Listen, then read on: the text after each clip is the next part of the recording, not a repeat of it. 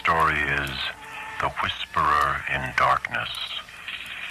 The author is H.P. Lovecraft. My name is Dudley Knight, and this is The Graveyard Shift.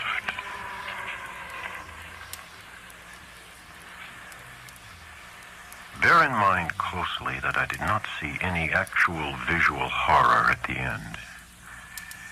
To say that a mental shock was the cause of what I inferred, the last straw which sent me racing out of the lonely Akeley farmhouse and through the wild domed hills of Vermont in a commandeered motor at night, is to ignore the plainest facts of my final experience. Notwithstanding the deep things I saw and heard, and the admitted vividness of the impression produced on me by these things, I cannot prove even now whether I was right or wrong in my hideous inference. For after all, Akeley's disappearance establishes nothing. People found nothing amiss in his house despite the bullet marks on the outside and inside. It was just as though he had walked out casually for a ramble in the hills and failed to return. There was not even a sign that a guest had been there, or that those horrible cylinders and machines had been stored in the study. That he had mortally feared the crowded green hills and endless trickle of brooks among which he had been born and reared means nothing at all either, for thousands are subject to just such morbid fears. Eccentricity, moreover, could easily account for his strange acts and apprehensions toward the last. The whole matter began, so far as I am concerned, with the historic and unprecedented Vermont floods of November 3rd, 1927. I was then, as now, an instructor of literature at Miskatonic University in Arkham, Massachusetts, and an enthusiastic amateur student of New England folklore. Shortly after the flood, amidst the varied reports of hardship, suffering, and organized relief which filled the press, there appeared certain odd stories of things found floating in some of the swollen rivers, so that many of my friends embarked on curious discussions and appealed to me to shed what light I could on the subject. I felt flattered at having my folklore study taken so seriously and did what I could to belittle the wild, vague tales which seemed so clearly an outgrowth of old rustic superstitions. It amused me to find several persons of education who insisted that some stratum of obscure, distorted fact might underlie the rumors. The tales thus brought to my notice came mostly through newspaper cuttings, though one yarn had an oral source and was repeated to a friend of mine in a letter from his mother in Hardwick, Vermont. The type of thing described was essentially the same in all cases, though there seemed to be three separate instances involved, one connected with the Winooski River near Montpelier, another attached to the West River in Windham County beyond Newfane, and a third centering on the Passumpsic in Caledonia County above Lyndonville. Of course, many of the stray items mentioned other instances, but on analysis they all seem to boil down to these three. In each case, country folk reported seeing one or more very bizarre and disturbing objects in the surging waters that poured down from the unfrequented hills, and there was a widespread tendency to connect these sights with a primitive, half-forgotten cycle of whispered legend which old people resurrected for the occasion. What people thought they saw were organic shapes not quite like any that they had ever seen before. Naturally, there were many human bodies washed along by the streams in that tragic period, but those who described these strange shapes felt quite sure that they were not human, despite some superficial resemblances in size and general outline. Nor, said the witnesses, could they have been any kind of animal known to Vermont. They were pinkish things about 5 feet long, with crustaceous bodies bearing vast pairs of dorsal fins or membranous wings, and several sets of articulated limbs, and with a sort of convoluted ellipsoid covered with multitudes of very short antennae where a head would ordinarily be. It was really remarkable how closely the reports from different sources tended to coincide, though the wonder was lessened by the fact that the old legends shared at one time throughout the hill country furnished a morbidly vivid picture which might well have colored the imaginations of all the witnesses concerned. It was my conclusion that such witnesses, in every case naive and simple backwoods folk, had glimpsed the battered and bloated bodies of human beings or farm animals in the whirling currents, and it allowed the half-remembered folklore to invest these pitiful objects with fantastic attributes. The ancient folklore, while cloudy, evasive, and largely forgotten by the present generation, was of a highly singular character, and obviously reflected the influence of still earlier Indian tales. I knew it well, though I had never been in Vermont, through the exceedingly rare monograph of Eli Davenport, which embraces material orally obtained prior to 1839 among the oldest people of the state. This material, moreover, closely coincided with tales which I had personally heard from elderly rustics in the mountains of New Hampshire. Briefly summarized, it hinted at a hidden race of monstrous beings which lurked somewhere among the remoter hills, in the deep woods of the highest peaks and the dark valleys where streams trickled from unknown sources. These beings were seldom glimpsed, but evidences of their presence were reported by those who had ventured further than usual up the slopes of certain mountains or into certain deep, steep-sided gorges that even the wolves shunned. There were queer footprints or claw prints in the mud of brook margins and barren patches, and certain circles of stones, with the grass around them worn away, which did not seem to have been placed or entirely shaped by nature. There were, too, certain caves of problematical depth in the sides of the hills, with mouths closed by boulders in a manner scarcely accidental, and with more than an average quota of the queer prints leading both toward and away from them, if indeed the direction of these prints could be justly estimated. And worst of all, there were the things which adventurous people had seen very rarely in the twilight of the remotest valleys and the dense perpendicular woods above the limits of normal hill climbing.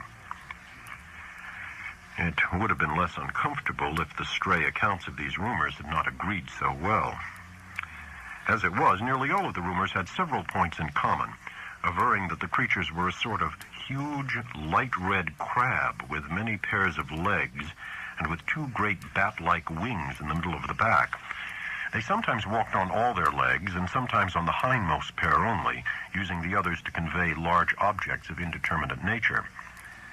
On one occasion they were spied in considerable numbers, a detachment of them wading along a shallow woodland watercourse, 3 abreast in evidently disciplined formation.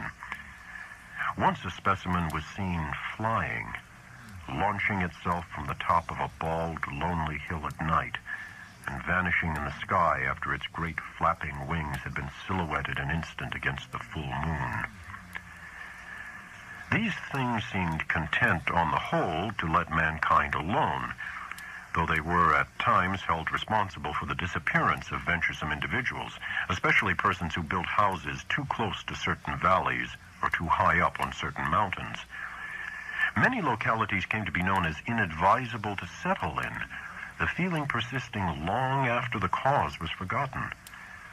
People would look up at some of the neighboring mountain precipices with a shudder, not even when not recalling how many settlers had been lost and how many farmhouses burnt to ashes on the lower slopes of these grim green sentinels.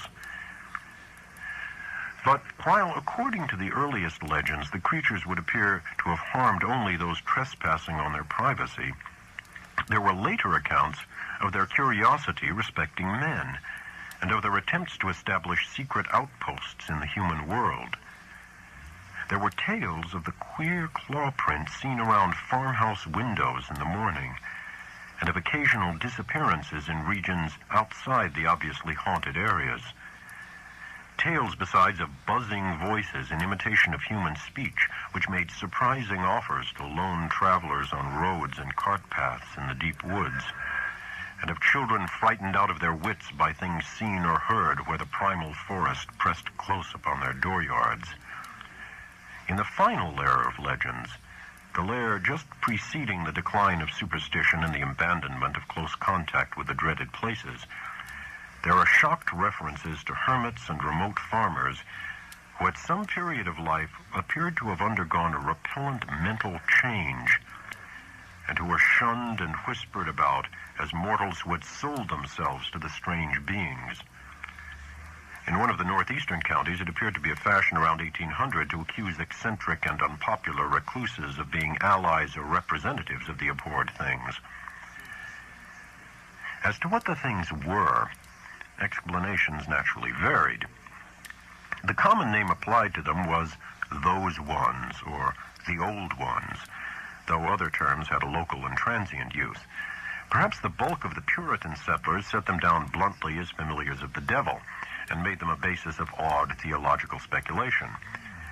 Those with Celtic legendary in their heritage, mainly the Scotch-Irish element of New Hampshire and their kindred who had settled in Vermont on Governor Wentworth's colonial grants, linked them vaguely with the malign fairies and little people of the bogs and raths, and protected themselves with scraps of incantation handed down through many generations. But the Indians had the most fantastic theories of all. While different tribal legends differed, there was a marked consensus of belief in certain vital particulars, it being unanimously agreed that the creatures were not native to this earth. The Pennacook myths, which were the most consistent and picturesque, taught that the winged ones came from the great bear in the sky and had mines in our earthly hills whence they took a kind of stone that they could not get on any other world. They did not live here, said the myths, but merely maintained outposts and flew back with vast cargoes of stone to their own stars in the north. They harmed only those earth people who got too near them or spied upon them. Animals shunned them through instinctive hatred, not because of being hunted. They could not eat the things and animals of earth, but brought their own food from the stars. It was bad to get near them, and sometimes young hunters who went into their hills never came back. It was not good either to listen to what they whispered at night in the forest with voices like a bee's that tried to be like the voices of men. They knew the speech of all kinds of men, Pennacooks, Hurons, men of the Five Nations, but did not seem to have or need any speech of their own. They talked with their heads, which changed color in different ways to mean different things. All the legendary, of course, white and Indian alike, died down during the 19th century, except for occasional atavistical flare-ups. The ways of the Vermonters became settled, and once their habitual paths and dwellings were established according to a certain fixed plan, they remembered less and less what fears and avoidances had determined that plan, and even that there had been any fears or avoidances. Most people simply knew that certain hilly regions were considered as highly unhealthy, unprofitable, and generally unlucky to live in, and that the farther one kept from them, the better off one usually was.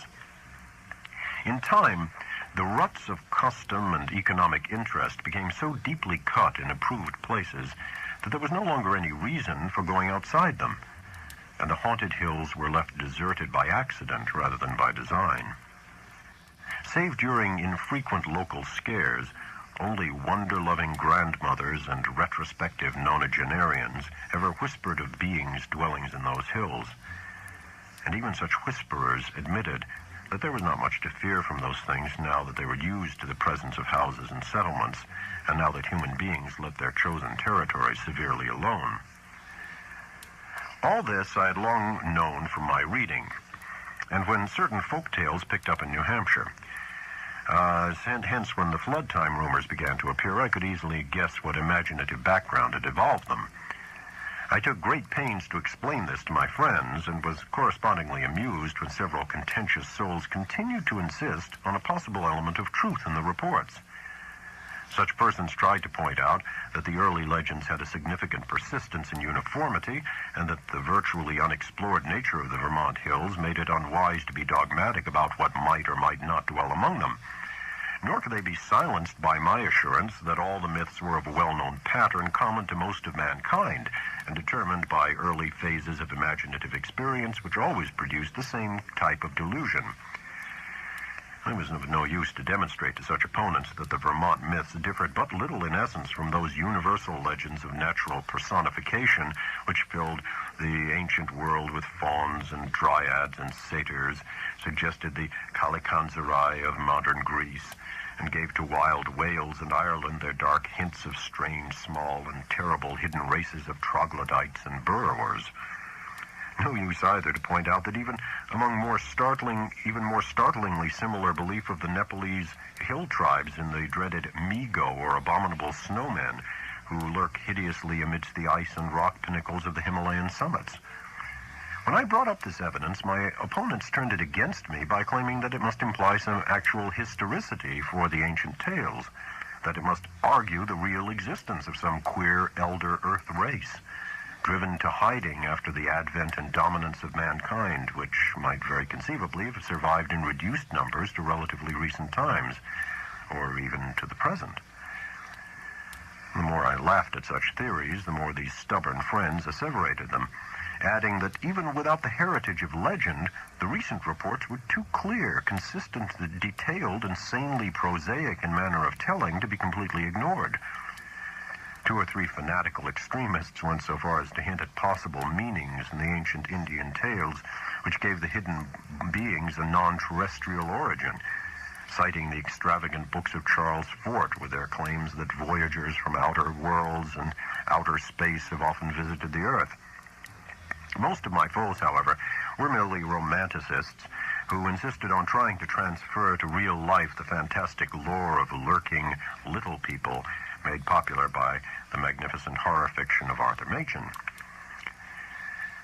As was only natural under the circumstances, this piquant debating finally got into print in the form of letters to the Arkham Advertiser, some of which were copied in the press of those Vermont regions whence the flood stories came. The Rutland Herald gave half a page of extract from the letters on both sides, while the Brattleboro Reformer reprinted one of my long historical and mythological summaries in full, with some accompanying comments in the Pendrifters thoughtful column, which supported and applauded my skeptical conclusions. By the spring of 1928, I was almost a well-known figure in Vermont, notwithstanding the fact that I had never set foot in the state.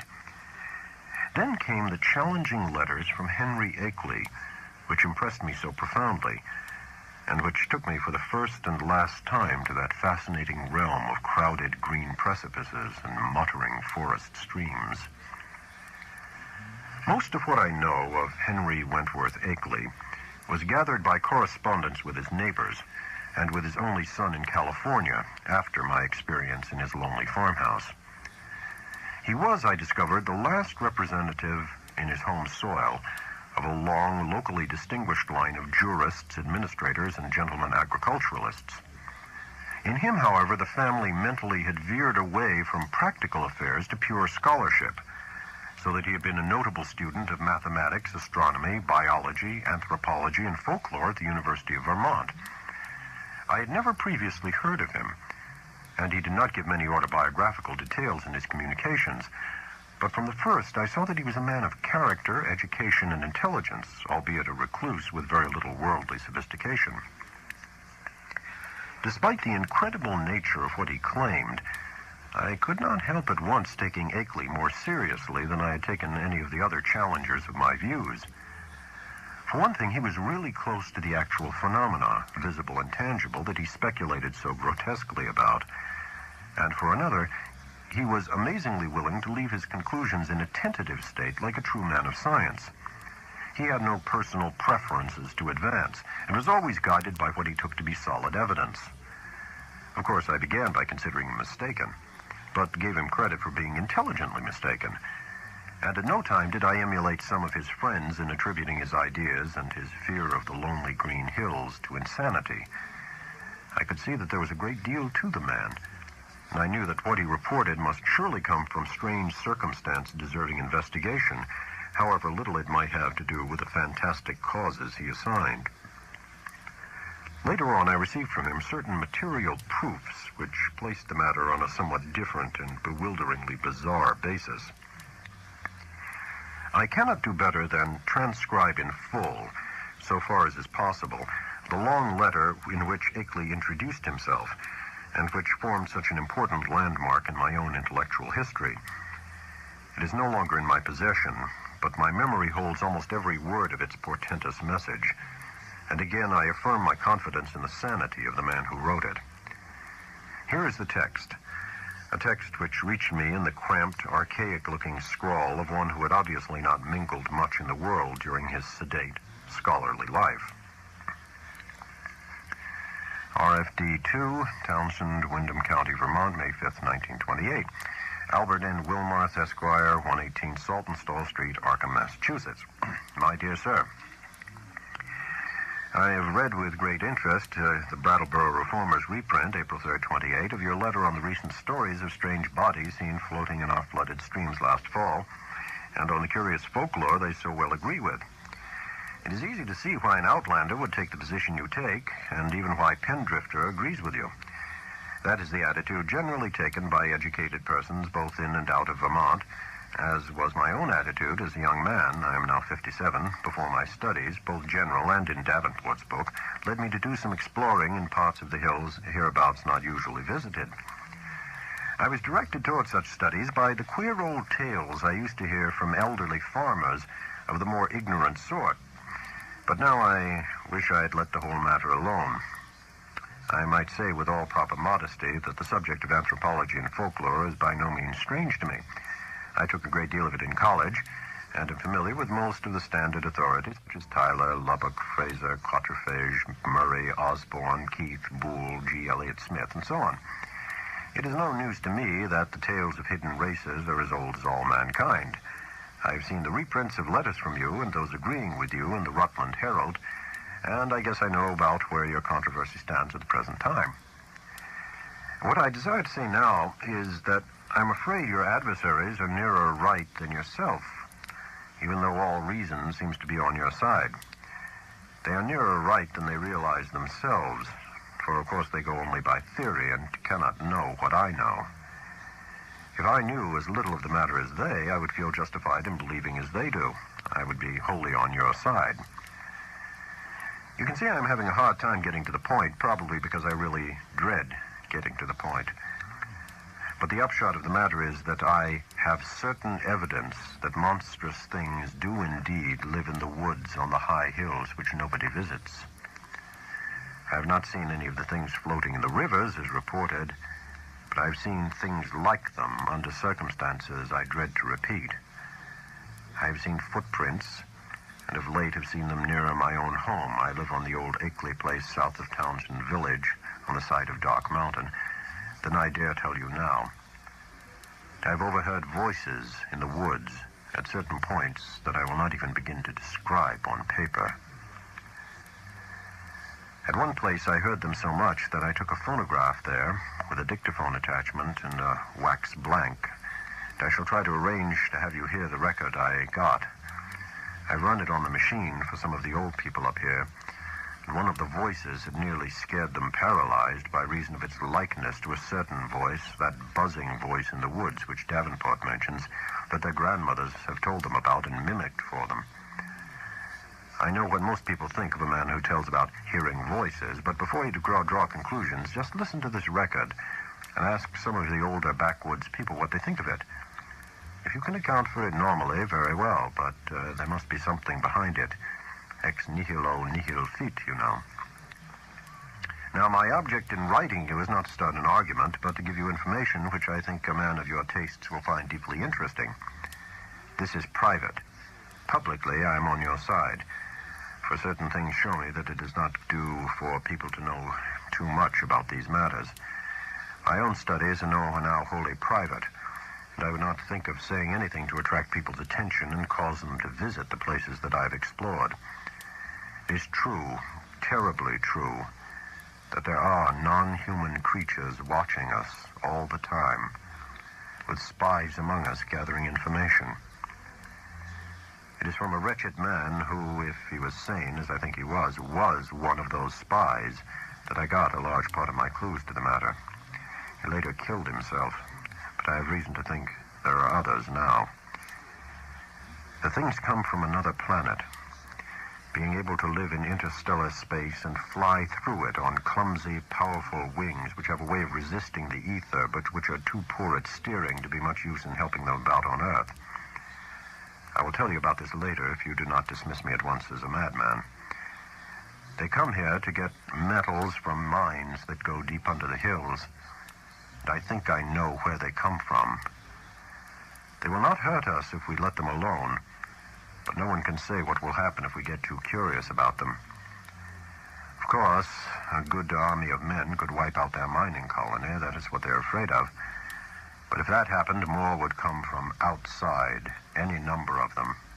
They could easily conquer the Earth. But they've not tried so far because they've not needed to. They would rather leave things as they are to save bother. I think they mean to get rid of me because of what I have discovered. There's a great black stone with unknown hieroglyphics half worn away, which I found in the woods on Round Hill east of here. And after I took it home, everything became different.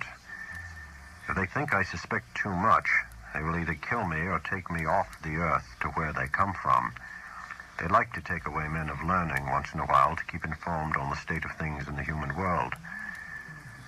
This leads me to my secondary purpose in addressing you, namely to urge you to hush up the present debate rather than give it more publicity. People must be kept away from these hills, and in order to effect this, their curiosity ought not to be aroused any further.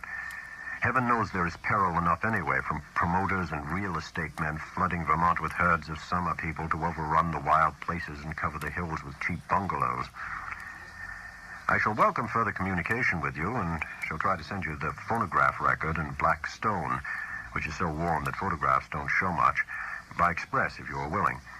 I say try because I think these creatures have a way of tampering with things around here. There is a sullen, furtive fellow named Brown on a farm near the village who I think is their spy. Little by little, they are trying to cut me off from our world because I know too much about their world. They have the most amazing way of finding out what I do. You may not even get this letter. I think I shall have to leave this part of the country and go live with my son in San Diego, California, if things get any worse. But it's not easy to give up the place you were born in and where your family has lived for 6 generations. Also, I would hardly dare sell this house to anybody now that the creatures have taken notice of it. They seem to be trying to get the black stone back and destroy the phonograph record, but I shall not let them if I can help it. My great police dogs always hold them back, for there are very few here as yet, and they are clumsy at getting about.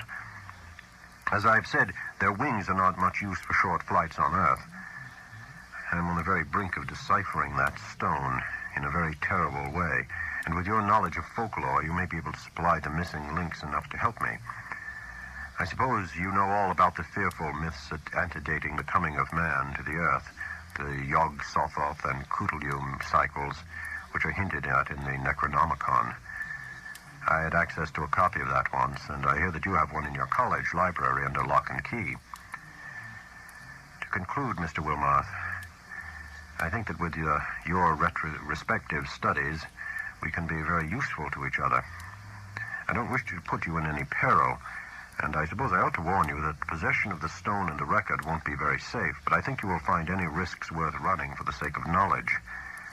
I will drive down to Newfane or Brattleboro to send whatever you authorize me to send, for the express offices there are to be more to be trusted. I might say that I live quite alone now, since I can't keep hired help anymore. I won't stay because of the things that try to get near the house at night and keep the dogs barking continually. I'm glad I didn't get as deep into this business while my wife was alive, but it would have driven her mad. Hoping that I'm not bothering you unduly and that you will decide to get in touch with me rather than throw this letter into the wastebasket as a madman's raving, I am yours very truly, Henry W. Akeley. P.S. I'm making some extra prints of certain photographs taken by me, which I think will help to prove a number of the points I have touched on. The old people think they are monstrously true. I will send you these very soon if you're interested. H.W.A. It would be difficult to describe my sentiments upon reading this strange document for the first time. By all ordinary rules, I ought to have laughed more loudly at these extravagances than at the far milder theories which had previously moved me to mirth, yet something in the tone of the letter made me take it with a paradoxical seriousness. Not that I believed for a moment in the hidden race from the stars which my correspondent spoke of, but that after some grave preliminary doubts, I grew to feel oddly sure of his sanity and sincerity, and of his confrontation by some genuine, though singular and abnormal phenomenon which he could not explain except in this imaginative way. It could not be as he thought it, I reflected, yet on the other hand it could not be otherwise than worthy of investigation. The man seemed unduly excited and alarmed about something, But it was hard to think that all cause was lacking. He was so specific and logical in certain ways, and after all, his yarn did fit in so perplexingly well with some of the old myths, even the wildest Indian legends. That he had really overheard disturbing voices in the hills, and had really found the black stone he spoke about, was wholly possible, despite the crazy inferences he had made, inferences probably suggested by the man who had claimed to be a spy of the outer beings and had later killed himself. It was easy to deduce that this man must have been wholly insane, but that he probably had a streak of perverse outward logic which made the naive Akeley, already prepared for such things by his folklore studies, believe the tale. As for the latest developments, it appeared from his inability to keep hired help that Akeley's humbler rustic neighbors were as convinced as he that the house was besieged by uncanny things at night. The dogs really barked, too.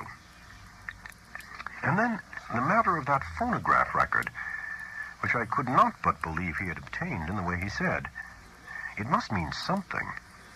Whether animal noises deceptively like human speech, or the speech of some hidden, night-haunting human being decayed to a state not much above that of lower animals. From this, my thoughts went back to the black hieroglyphed stone, and to speculations about what it might mean. Then to, what of the photographs which Akeley said he was about to send, and which the old people had found so convincingly terrible? As I reread the cramped handwriting, I felt as never before that my credulous opponents might have more on their side than I had conceded. After all, there might be, in some queer and perhaps hereditarily misshapen outcasts in these shunned hills, even though no such race of star-born monsters as folklore claimed. And if there were, then the presence of strange bodies in the flooded streams would not be wholly beyond belief. Was it too presumptuous to suppose that both the old legends and the recent reports had this much reality behind them? But even as I harbored these thoughts, I felt ashamed that so fantastic a piece of bizarrerie as Henry Akeley's wild letter had brought them up. In the end, I answered Akeley's letter, adopting a tone of friendly interest and soliciting further particulars. His reply came almost by return mail, and contained, true to promise, a number of Kodak views of scenes and objects illustrating what he had to tell. Glancing at these pictures as I took them from the envelope, I felt a curious sense of fright and nearness to forbidden things. For in spite of the vagueness of most of them, they had a damnably suggestive power which was intensified by the fact of their being genuine photographs, actual optical links with what they portrayed, and the product of an impersonal transmitting process without prejudice, fallibility, or mendacity. The more I looked at them, the more I saw that my serious estimate of Akeley and his story had not been unjustified. Certainly, these pictures carried conclusive evidence of something in the Vermont hills, which was at least vastly outside the radius of our common knowledge and belief. The worst thing of all was the footprint. A view taken where the sun shone on a mud patch somewhere in a deserted upland. This was no cheaply counterfeited thing, I could see at a glance, for the sharply defined pebbles and grass blades in the field of vision gave a clear index of scale and left no possibility of a tricky double exposure. I've called the thing a footprint, but claw print would be a better term. Even now I can scarcely describe it, save to say that it was hideously crab-like, that there seemed to be some ambiguity about its direction. It was not a very deep or fresh print, but seemed to be about the size of an average man's foot. From a central pad, pairs of saw-toothed nippers projected in opposite directions, quite baffling as to function, if indeed the whole object were exclusively an organ of locomotion. Another photograph, evidently a time exposure taken in deep shadow, was of the mouth of a woodland cave, with a boulder of rounded regularity choking the aperture. On the bare ground in front of it, one could just discern a dense network of curious tracks. And when I studied the picture with a magnifier, I felt uneasily sure that the tracks were like the one in the other view. A third picture showed a druid-like circle of standing stones on the summit of a wild hill. Around the cryptic circle, the grass was very much beaten down and worn away, though I could not detect any footprint even with a glass. The extreme remoteness of the place was apparent from the veritable sea of tenantless mountains which formed the background and stretched away toward a misty horizon. But if the most disturbing of all the views was that of the footprint, the most curiously suggestive was that of the great black stone found in the Round Hill woods. Akeley had photographed it on what was evidently his study table, for I could see a row of books and a bust of Milton in the background. The thing, as nearly as one might guess, had faced the camera vertically with a somewhat irregularly carved surface of 1 or 2 feet. But to say anything definite about that surface or about the general shape of the whole mass almost defies the power of language. What outlandish geometrical principles had guided its cutting, for artificially cut it surely was, I could not even begin to guess. And never before had I seen anything which struck me as so strangely and so unmistakably alien to this world. Of the hieroglyphics on the surface, I could discern very few, but 1 or 2 that I did see gave me rather a shock. Of course, they might be fraudulent, for others besides myself had read the monstrous and abhorred Necronomicon of the mad Arab Abdul al-Hazred. But nevertheless, it made me shiver to recognize certain ideographs which study had taught me to link with the most blood-curdling and blasphemous whisperers of things that had had a kind of mad half-existence before the Earth and the other inner worlds of the solar system were made. Of the 5 remaining pictures, 3 were of swamp and hill scenes which seemed to bear traces of hidden and unwholesome tenancy. Another was of a queer mark in the ground very near Akeley's house, which he said he had photographed the morning after a night on which the dogs had barked more violently than usual. It was very blurred, but one could really draw no certain conclusions from it. But it did seem fiendishly like that other mark or claw print photographed on the deserted upland. The final picture was of the Akeley place itself, a trim white house of 2 stories and attic, about a century and a quarter old, with a well-kept lawn and stone-bordered path leading up to a tastefully carved Georgian doorway. There were several huge police dogs on the lawn, squatting near a pleasant-faced man with close-cropped gray beard, whom I took to be Akeley himself, his own photographer, one might infer from the tube-connected bulb in his right hand. From the pictures, I turned to the bulky, closely written letter itself, and for the next 3 hours was immersed in a gulf of unutterable horror. Where Akeley had given only outlines before, he now entered into minute details, presenting long transcripts of words overheard in the woods at night, long accounts of monstrous pinkish forms spied in thickets at twilight on the hills, and a terrible cosmic narrative derived from the application of profound and varied scholarship to the endless bygone discourses of the mad, self-styled spy who had killed himself. I found myself faced by names and terms that I had heard elsewhere in the most hideous of connections. Yuggoth, Great Kutulyu, Tsathagoa, Yog-Sothoth, R'lyeh, Nyarlathotep, Azathoth, Hastur, Yian, Leng, the Lake of Hali, Bethmura, the Yellow Sign, Lemur Catulos, Bran, and the Magnum Incominandum, and was drawn back through nameless eons and inconceivable dimensions to worlds of elder outer entity at which the crazed author of the Necronomicon had only guessed in the vaguest way.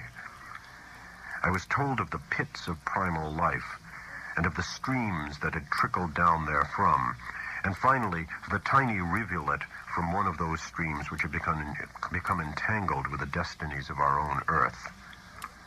My brain whirled, and where before I had attempted to explain things away, I now began to believe in the most abnormal and incredible wonders. The array of vital evidence was damnably vast and overwhelming, and the cool, scientific attitude of Akeley, an attitude removed as far as imaginable from the demented, the fanatical, and the hysterical, even the extravagantly speculative, had a tremendous effect on my thought and judgment. By the time I laid the frightful letter aside, I could understand the fears he had come to entertain, and was ready to do anything in my power to keep people away from those wild, haunted hills. Even now, when time has dulled the impression and made me half question my own experience and horrible doubts, there are things in that letter of Akeley's which I would not quote or even form into words on paper. I'm almost glad that the letter and record and photographs are gone now. And I wish, for reasons I shall soon make clear, that the new planet beyond Neptune had not been discovered. With the reading of that letter, my public debating about the Vermont horror permanently ended.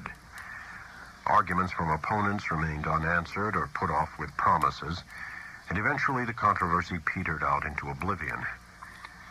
During late May and June, I was in constant correspondence with Akeley, though once in a while the letter would be lost, so that we would have to retrace our ground and perform considerable laborious copying.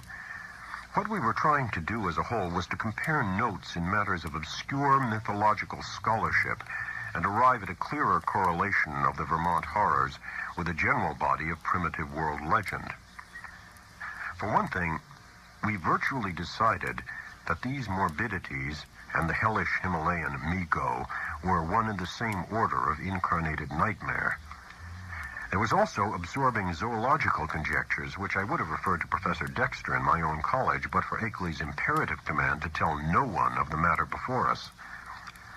If I seem to disobey that command now, it is only because I think that at this stage a warning about those farther Vermont hills and about those Himalayan peaks which bold explorers are more and more determined to ascend is more conducive to public safety than silence would be. One specific thing we were leading up to was a deciphering of the hieroglyphics on that infamous black stone, a deciphering which might well place us in possession of secrets deeper and more dizzying than any formerly known to man. Toward the end of June, the phonograph record came. Shipped from Brattleboro, since Akeley was unwilling to trust conditions on the branch line north of there, he had begun to feel an increased sense of espionage, aggravated by the loss of some of our letters, and said much about the insidious deeds of certain men whom he considered tools and agents of the hidden beings. Most of all, he suspected the surly farmer, Walter Brown, who lived alone on a run-down hillside place near the deep woods, and who was seen loafing around corners in Brattleboro, Bellows Falls, Newfane, and South Londonderry in the most inexplicable and seemingly unmotivated way. Brown's voice, he felt convinced, was one of those he had overheard on a certain occasion in a very terrible conversation, and he had once found a footprint or claw print near Brown's house, which might possess the most ominous significance. It had been curiously near some of Brown's own footprints that faced toward it.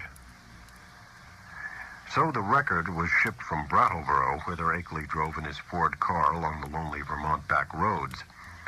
He confessed in an accompanying note that he was beginning to be afraid of these roads, and that now he would not even go into Townsend for supplies except in broad daylight. It did not pay, he repeated again and again, to know too much unless one were very remote from those silent and problematical hills. He would be going to California pretty soon to live with his son, though it was hard to leave a place where all one's memories and ancestral feelings centered. Before trying the record on the commercial machine, which I borrowed from the college administration building, I carefully went over all the explanatory matter in Akeley's various letters. This record, he had said, was obtained about 1 a.m. on the 1st of May, 1915, near the closed mouth of a cave where the wooded west slope of Dark Mountain rises out of Lee's Swamp. The place had been unusually plagued with strange voices, this being the reason he had brought the phonograph, dictaphone, and blank in expectation of results. Former experience had told him that May Eve, the hideous Sabbath night of underground European legend, would probably be more fruitful than any other date. And he was not disappointed. It was noteworthy, though, that he never again heard voices at that particular spot. Unlike most of the overheard forest voices, the substance of the record was quasi-ritualistic and included one palpably human voice which Akeley had never been able to place. It was not Brown's, but seemed to be that of a man of greater cultivation. The second voice, however, was the real crux of the thing, for this was the accursed buzzing, which had no likeness to humanity, despite the human words which it uttered in good English grammar and a scholarly accent. The recording phonograph and dictaphone had not worked uniformly well, and of course had been at a great disadvantage because of the remote and muffled nature of the overheard ritual, so that the actual speech secured was very fragmentary. Akeley had given me a transcript of what he believed the spoken words to be, and I glanced through this again as I prepared the machine for action. The text was darkly mysterious rather than openly horrible, though a knowledge of its origin and manner of gathering gave it all the associative horror which any words could well possess. I will present it here in full as I remember it, and I am fairly confident that I know it correctly by heart, not only from reading the transcript, but from playing the record itself over and over again. It is not a thing which one might readily forget. Indistinguishable sounds. A cultivated male human voice. Is the Lord of the wood even to, and the gifts of the men of Lang, so from the wells of night to the gulfs of space, and from the gulfs of space to the wells of night, ever the praises of great Cthulhu, of Sathagoa, and of him who is not to be named. Ever their praises, and abundance to the black goat of the woods, Ea Shub-Niggurath, the goat with 1,000 young. A buzzing imitation of human speech. Ea Shub-Niggurath, the black goat of the woods with 1,000 young. Human voice. And it has come to pass that the Lord of the woods, being 7 and 9 down the onyx steps, attributes to him in the gulf Azathoth, he of whom thou hast taught us marvels. On the wings of night, out beyond space, out beyond, to that whereof Yuggoth is the youngest child, rolling alone in black ether at the rim. Buzzing voice. Go out among men and find the ways thereof, that he in the gulf may know. To Nyarlathotep, mighty messenger, must all things be told. And he shall put on the semblance of men, the waxen mask and the robe that hides, and come down from the world of 7 suns to mock. Human voice. Nyarlathotep, great messenger, bringer of strange joy to Yuggoth through the void, father of the 1,000,000 favored ones, stalker among... Speech cut off by end of record. Such were the words for which I was to listen when I started the phonograph. It was with a trace of genuine dread and reluctance that I pressed the lever and heard the preliminary scratching of the sapphire point. And I was glad that the first faint fragmentary words were in a human voice, a mellow, educated voice which seemed vaguely Bostonian in accent and was certainly not that of any native of the Vermont hills. As I listened to the tantalizingly feeble rendering, I seemed to find the speech identical with Akeley's carefully prepared transcript. On it, chanted in that mellow Bostonian voice, Ea Shub-Niggurath, the goat with 1,000 young. And then I heard the other voice. To this hour I shudder retrospectively when I think how it struck me, prepared though I was by Akeley's accounts. Those to whom I have since described the record profess to find nothing but cheap imposture or madness in it. But could they have the accursed thing itself, or read the bulk of Akeley's correspondence, especially that terrible and encyclopedic second letter, I know they would think differently. It is, after all, a tremendous pity that I did not disobey Akeley and play the record for others. A tremendous pity, too, that all the letters were lost. To me, with my first-hand impression of the actual sounds and with my knowledge of the background and surrounding circumstances, the voice was a monstrous thing. It followed swiftly the human voice in ritualistic response. But in my imagination it was a morbid echo winging its way across unimaginable abysses from unimaginable outer hells. It is more than 2 years now since I last ran off that blasphemous waxen cylinder. But at this moment, and at all other moments, I can still hear that feeble, fiendish buzzing as it reached me for the first time.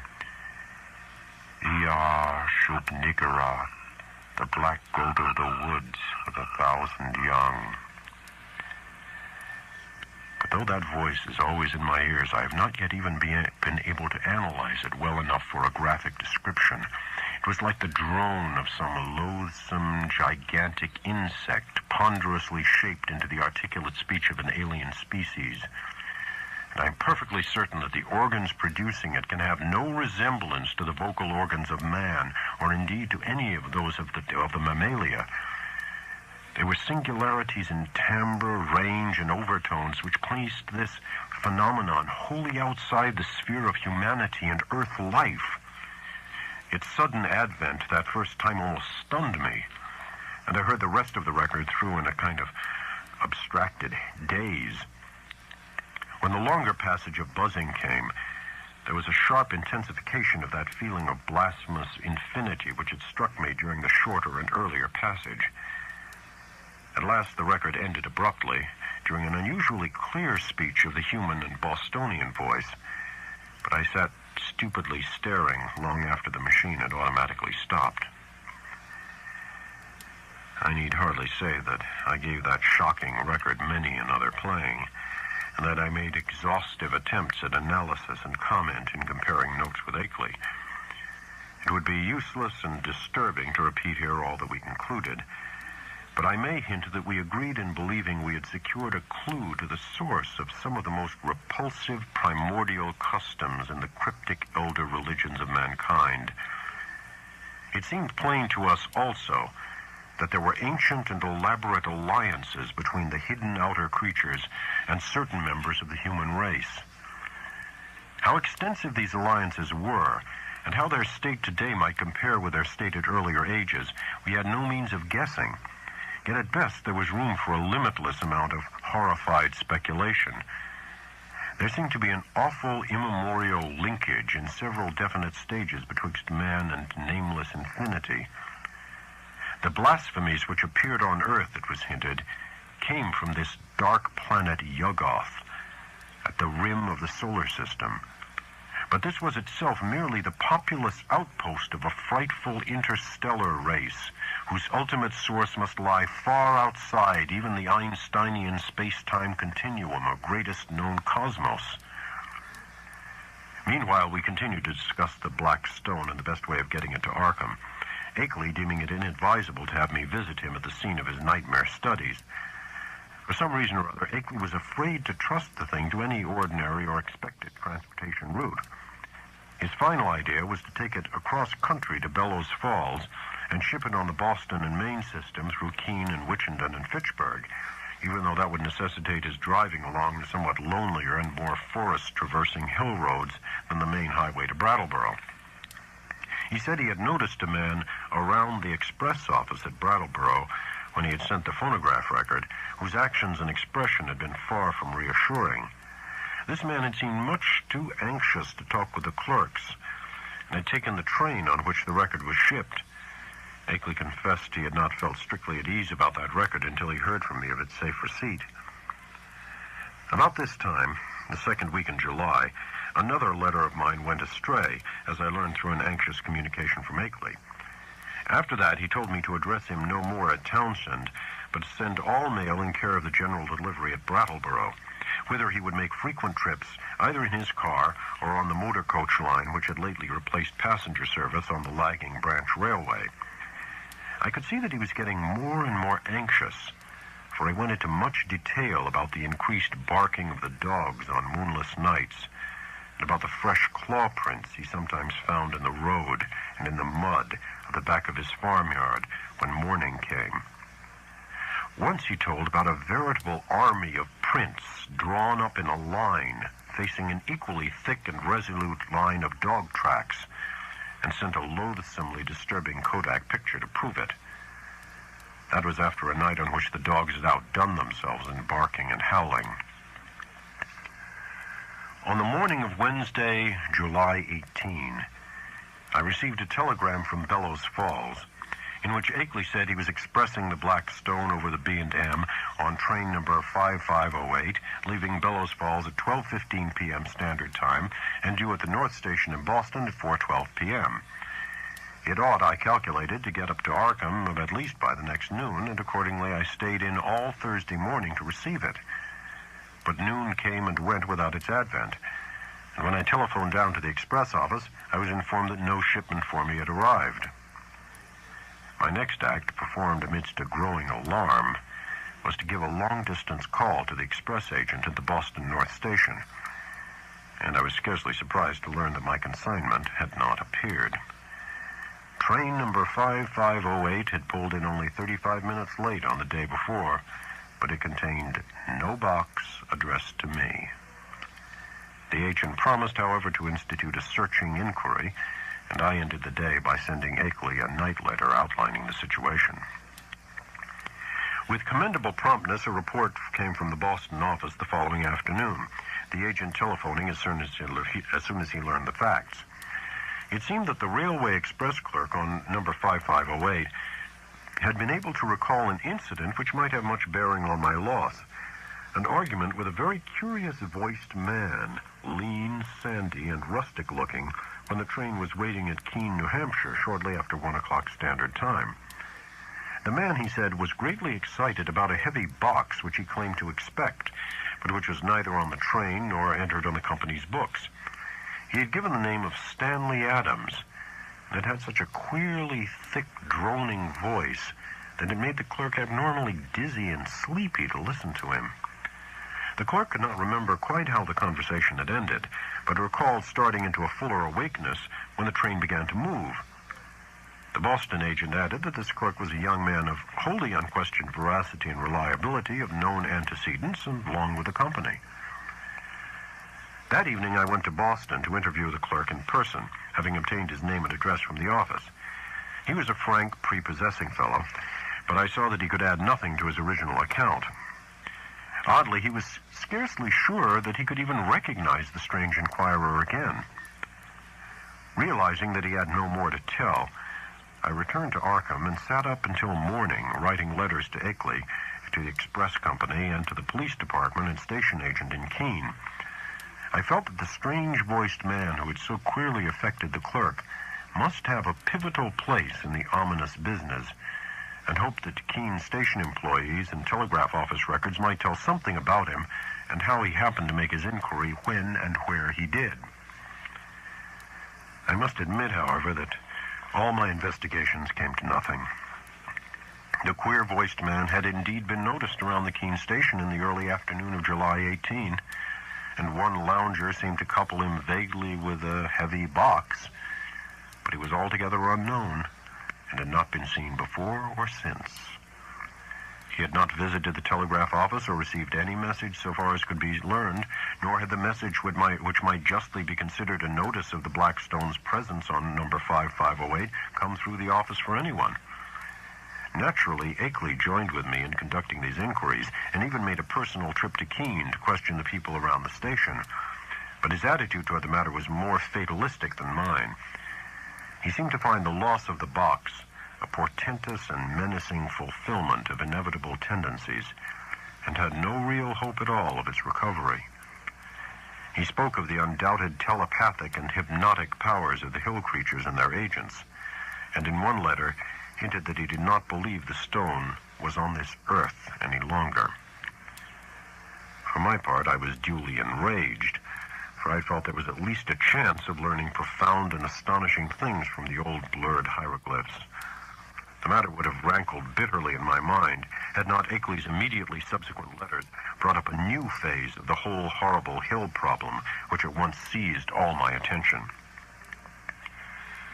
The unknown things, Akeley wrote in a script grown pitifully tremulous, had begun to close in on him with a wholly new degree of determination.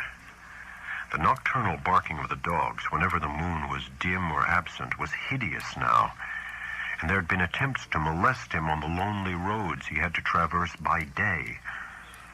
On the 2nd of August, while bound for the village in his car, he had found a tree trunk laid in his path at a point where the highway ran through a deep patch of woods, while the savage barking of the 2 great dogs he had with him told all too well of the things which must have been lurking near. What would have happened had the dogs not been there, he didn't dare guess, but he never went out now without at least 2 of his faithful and powerful pack. Other road experiences occurred on August 5th and 6th, a shot grazing his car on one occasion, and the barking of the dogs telling of unholy woodland presences on the other. On August 15th, I received a frantic letter which disturbed me greatly, and which made me wish Akeley could put aside his lonely reticence and call in the aid of the law.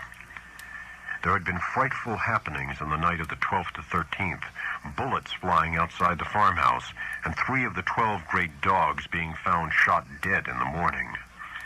There were myriads of claw prints in the road, and the human prints of Walter Brown among them. Akeley had started to telephone to Brattleboro for more dogs, but the wire had gone dead before he had a chance to say much. Later he went to Brattleboro in his car and learned that linemen there had found the main cable neatly cut at a point where it ran through the deserted hills north of Newfane. But he was about to start home with 4 fine new dogs and several cases of ammunition for his big game repeating rifle. The letter was written at the post office in Brattleboro and came through to me without delay. My attitude toward the matter was by this time quickly slipping from a scientific to an alarmedly personal one. I was afraid for Akeley in his remote, lonely farmhouse, and half afraid for myself because of the now definite connection with the strange hill problem. The thing was reaching out so. Would it suck me in and engulf me? In replying to his letter, I urged him to seek help, and hinted that I might take action myself if he did not. I spoke of visiting Vermont in person in spite of his wishes and of helping him explain the situation to the proper authorities. In return, however, I received only a telegram from Bellows Falls which read thus: "Appreciate your position but can do nothing. Take no action yourself, for it could only harm both. Wait for explanation. Henry Akeley." But the affair was steadily deepening. Upon my replying to the telegram, I received a shaky note from Akeley with the astonishing news that he had not only never sent the wire, but had not received the letter from me to which it was an obvious reply. Hasty inquiries by him at Bellows Falls had brought out that the message was deposited by a strange, sandy-haired man with a curiously thick, droning voice, though more than this he could not learn. The clerk showed him the original text as scrawled in pencil by the sender, but the handwriting was wholly familiar. It was noticeable that the signature was misspelled, A-K-E-L-Y, without the second E. Certain conjectures were inevitable, but amidst the obvious crisis, he did not stop to elaborate on them. He spoke of the death of more dogs, and the purchase of still others, and of the exchange of gunfire which had become a settled feature each moonless night. Brown's prints and the prints of at least 1 or 2 more shod human figures were now found regularly among the claw prints in the road and at the back of the farmyard. It was, Akeley admitted, a pretty bad business, and before long he would probably have to go live with his California son, whether or not he could sell the old place. But it was not easy to leave the only spot one could really think of as home. He must try to hang on a little longer. Perhaps he could scare off the intruders, especially if he openly gave up all further attempts to penetrate their secrets. Writing Akeley at once, I renewed my offers of aid, and spoke again of visiting him and helping him convince the authorities of his dire peril. In his reply, he seemed less set against that plan than his past attitude would have led one to predict, but said he would like to hold off a little while longer, long enough to get his things in order and reconcile himself to the idea of leaving an almost morbidly cherished birthplace.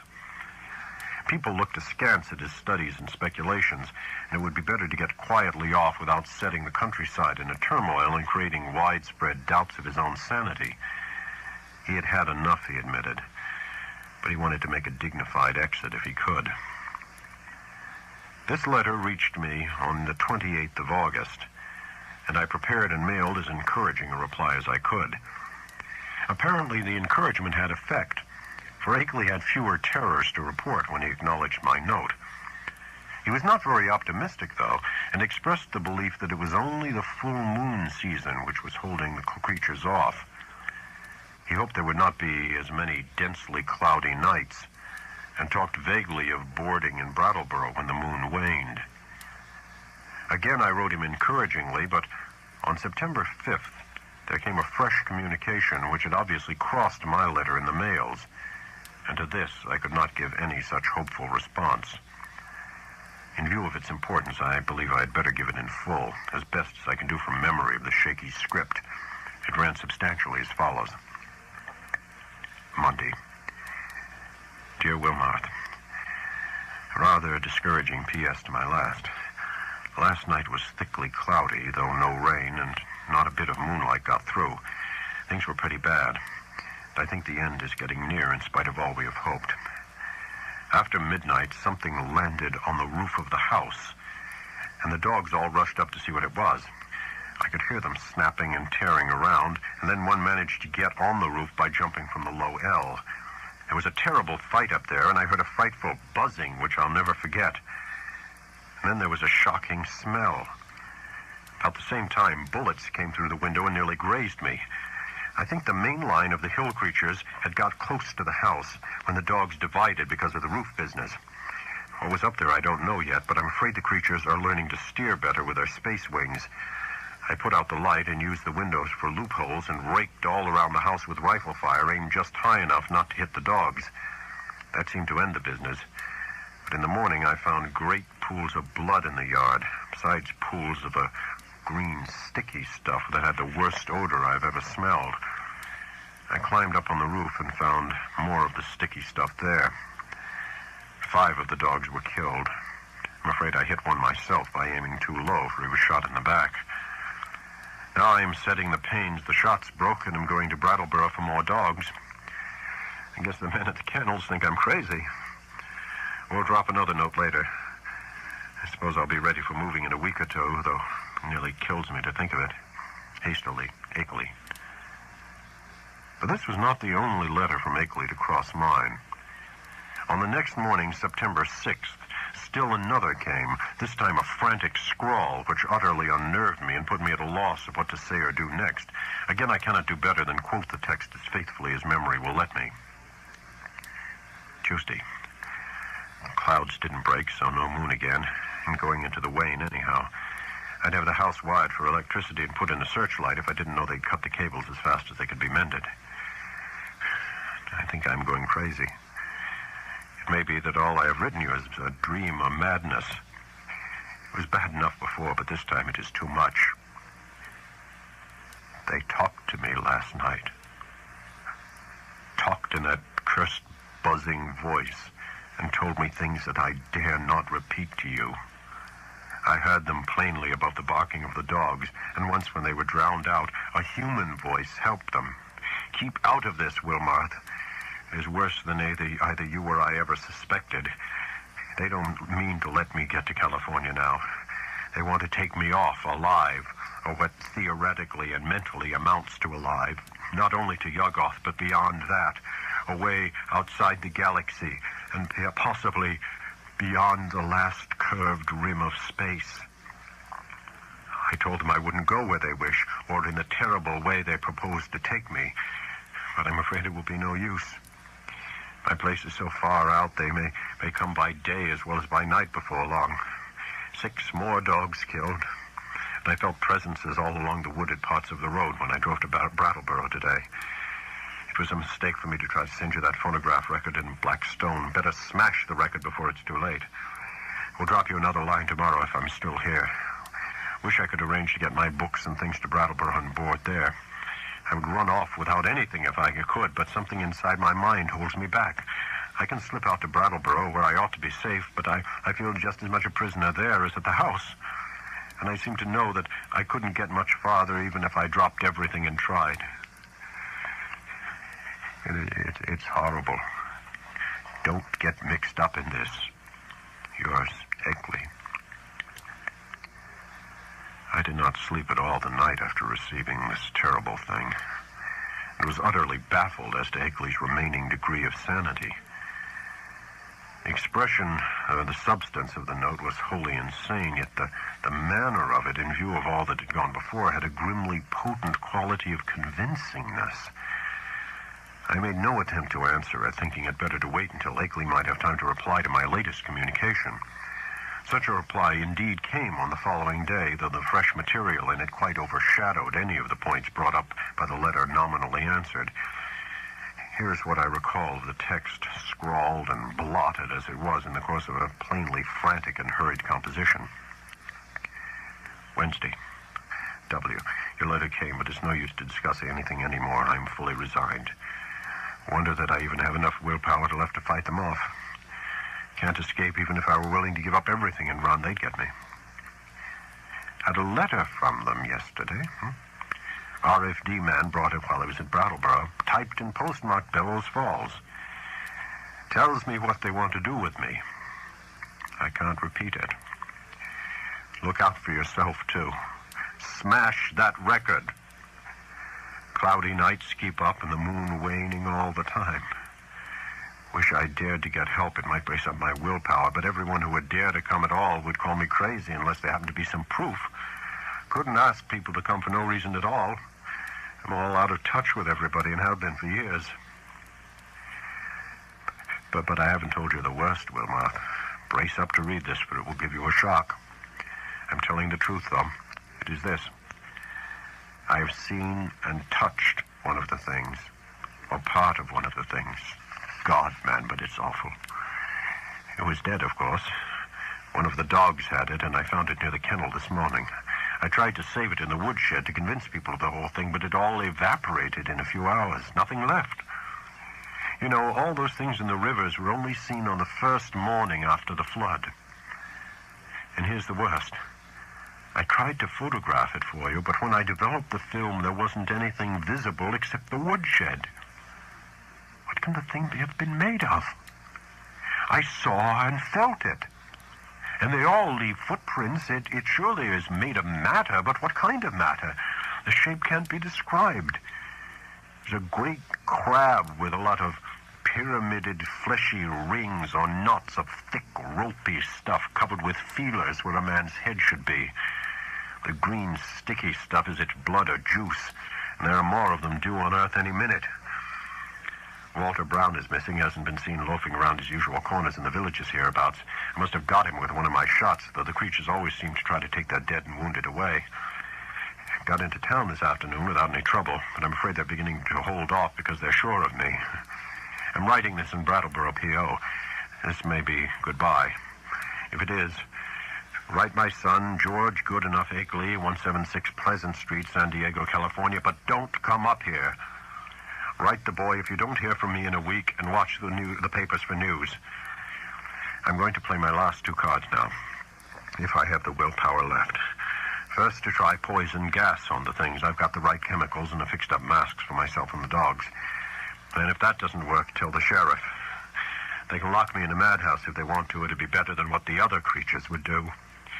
Perhaps I can get them to pay attention to the prints around the house. They are faint, but I can find them every morning. Suppose the police would say I faked them somehow. They all think I'm a queer character.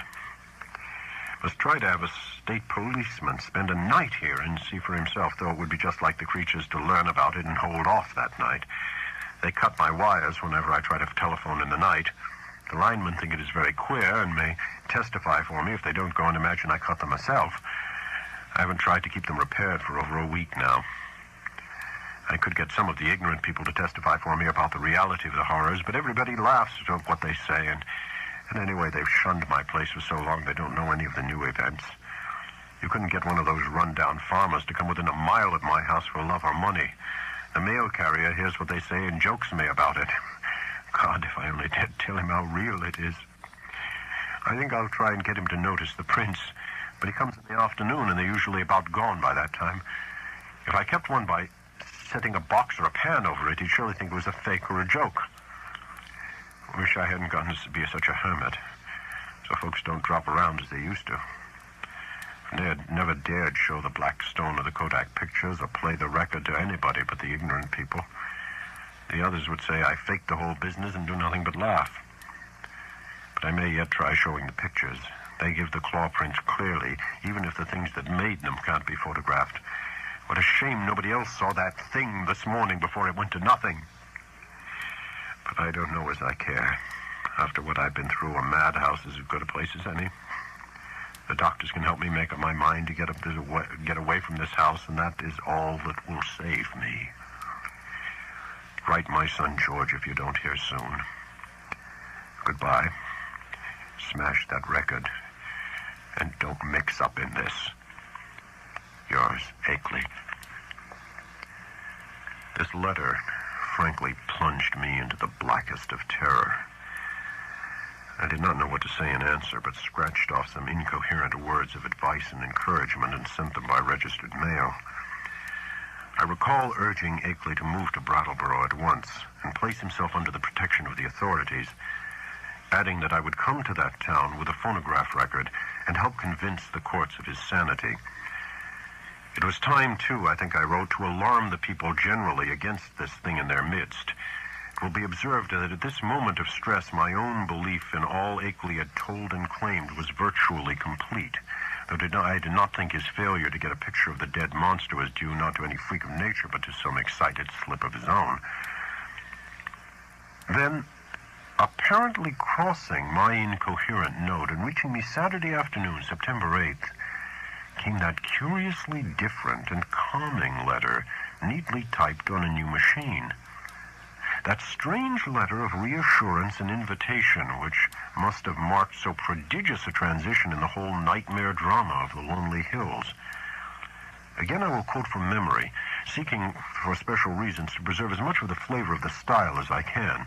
It was postmarked Bellows Falls, and the signature, as well as the body of the letter, was typed, as is frequent with beginners in typing. The text, though, was marvelously accurate for a tyro's work, and I concluded that Akeley must have used a machine at some previous period, perhaps in college. To say that the letter relieved me would only be fair, yet beneath my relief lay a substratum of uneasiness. If Akeley had been sane in his terror, was he now sane in his deliverance? And the sort of improved rapport mentioned, what was it? The entire thing implied such a diametrical reversal of Akeley's previous attitude. But here is the substance of the text, carefully transcribed from a memory in which I take some pride. Townsend, Vermont, Thursday, September 6th, 1928. My dear Wilmarth, it gives me great pleasure to be able to set you at rest regarding all the silly things I've been writing you.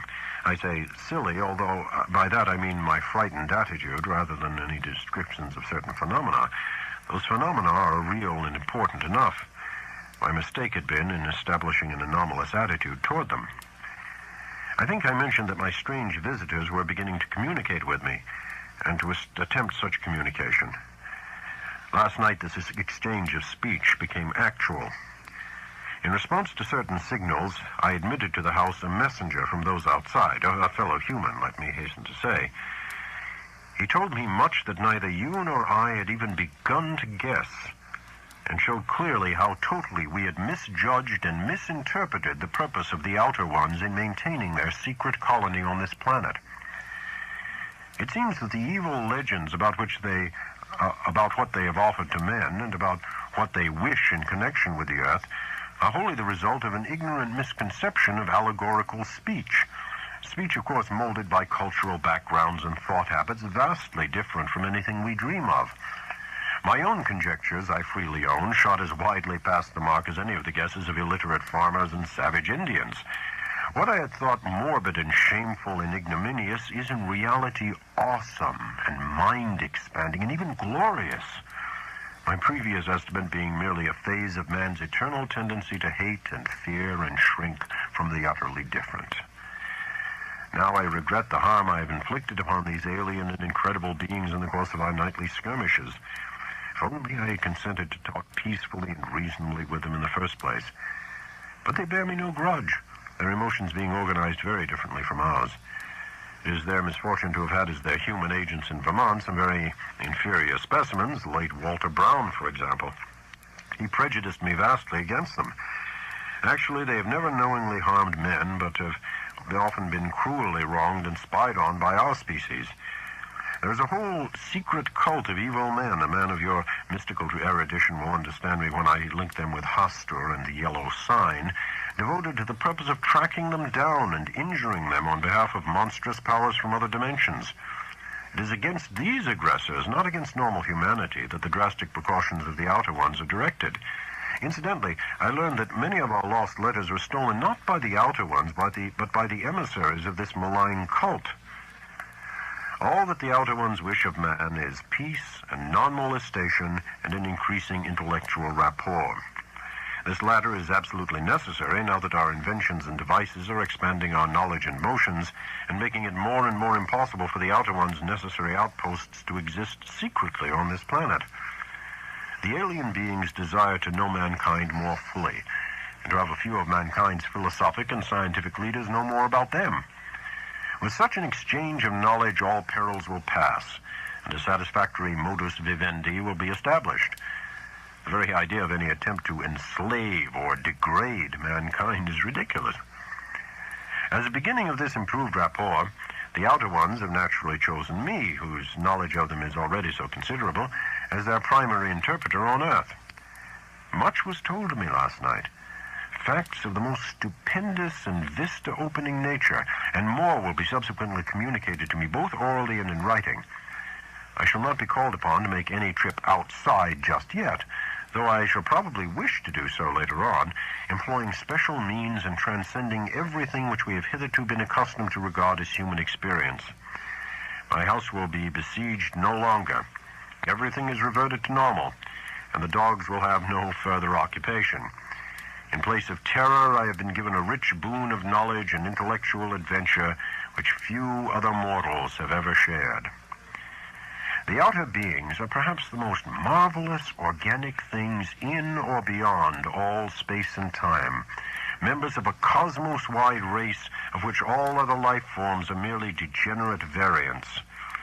They are more vegetable than animal, if these terms can be applied to the sort of matter composing them, and of a somewhat fungoid structure, though the presence of a chlorophyll-like substance and a very singular nutritive system differentiate them altogether from a true comophytic fungi. Indeed, the type is composed of a form of matter totally alien to our part of space, with electrons having a wholly different vibration rate. That is why the beings cannot be photographed on the ordinary camera films and plates of our known universe, even though our eyes can see them. With proper knowledge, however, any good chemist could make a photographic emulsion which would record their images. The genus is unique in its ability to traverse the heatless and airless interstellar void in full corporeal form, and some of its variants cannot do this without mechanical aid or curious surgical transpositions. Only a few species have the ether-resisting wings characteristic of the Vermont variety.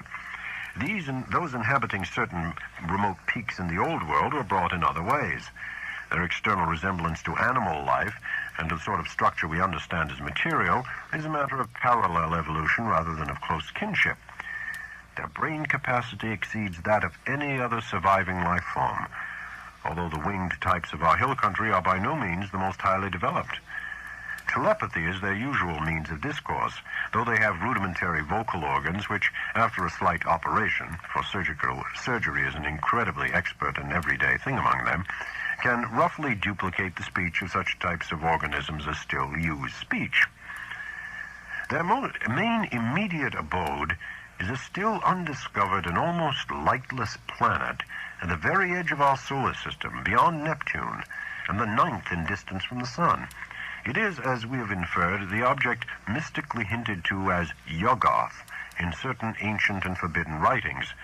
It will soon be the scene of a strange focusing of thought upon our world in an effort to facilitate mental rapport. I would not be surprised if astronomers became sufficiently sensitive to these thought currents to discover Yuggoth when the Outer Ones wish them to do so. But Yuggoth, of course, is only the stepping stone. The main body of the beings inhabits strangely organized abysses, wholly beyond the utmost reach of any human imagination. The space-time globule, which we recognize as the totality of all cosmic entity, is only an atom in the genuine infinity which is theirs. And as much of this infinity as any human brain can hold is eventually to be opened up to me, as it has not been to more than 50 other men since the human race has existed. You will probably call this raving at first, Wilmoth, but in time you will appreciate the titanic opportunity I've stumbled on. I want you to share as much of it as possible, and to that end must tell you thousands of things that won't go on paper. In the past, I have warned you not to come and see me. Now that all is safe, I take pleasure in rescinding that warning and inviting you. Can't you make a trip up here before your college term opens? It would be marvelously delightful if you could. Bring along the phonograph record and all my letters to you as consultative data. We shall need them in piecing together the whole tremendous story. You might bring the Kodak prints, too, since I seem to have mislaid the negatives and my own prints in all this recent excitement. But what a wealth of facts I have to add to all this groping and tentative material, and what a stupendous device I have to supplement my additions. Don't hesitate. I am free from espionage now, and you will not meet anything unnatural or disturbing. Just come along and let my car meet you at the Brattleboro station. Prepare to stay as long as you can, and expect many an evening of discussion of things beyond all human conjecture. Don't tell anyone about it, of course, for this matter must not get to the promiscuous public. The train service to Brattleboro is not bad. You can get a timetable in Boston.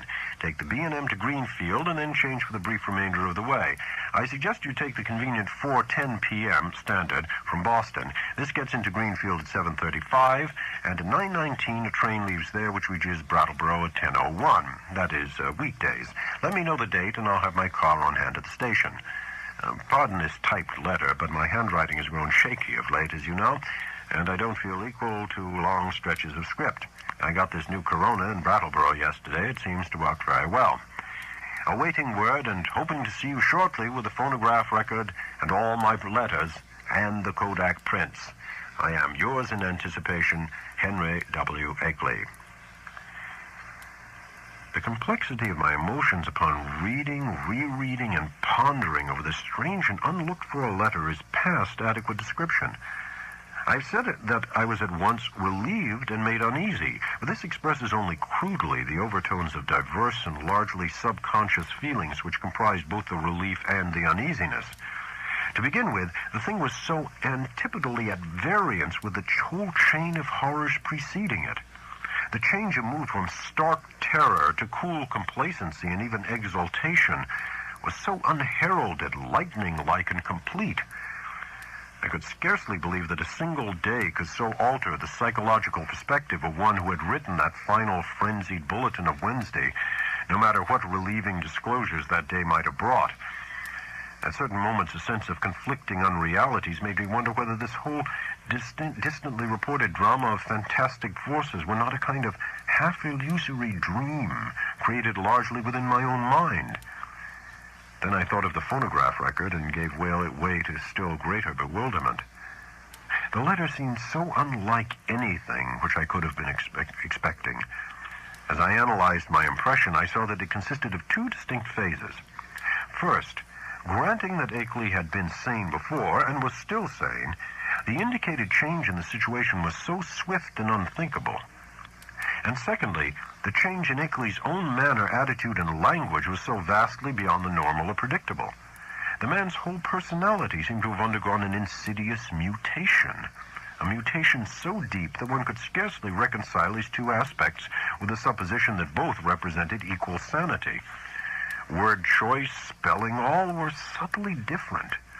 And with my academic sensitiveness to prose style, I could trace profound divergences in his commonest reactions and rhythm responses.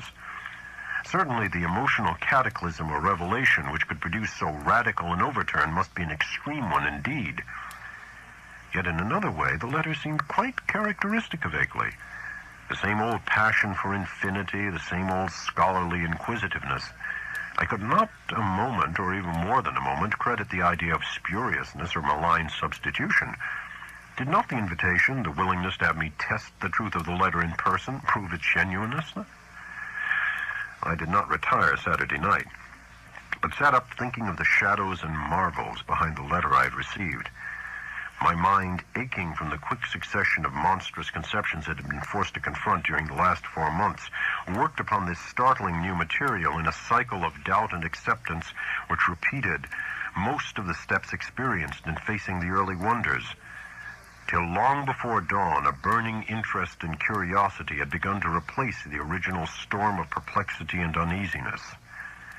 Mad or sane, metamorphosed or merely relieved, the chances were that Akeley had actually encountered some stupendous change of perspective in his hazardous research, some change at once diminishing his danger, real or fancied, and opening dizzying new vistas of cosmic and superhuman knowledge. My own zeal for the unknown flared up to meet his. I felt myself touched by the contagion of the morbid barrier breaking. To shake off the maddening and wearying limitations of time and space and natural law, to be linked with the vast outside, to come close to the nighted and abysmal secrets of the infinite and the ultimate, surely such a thing was worth the risk of one's life, soul, and sanity. And Akeley had said there was no longer any peril. He had invited me to visit him instead of warning me away as before. I tingled at the thought of what he might now have to tell me. There was an almost paralyzing fascination in the thought of sitting in that lonely and lately beleaguered farmhouse with a man who had talked with actual emissaries from outer space, sitting there with a terrible record and pile of letters in which Akeley had summarized his earlier conclusions. So late Saturday morning, I telegraphed.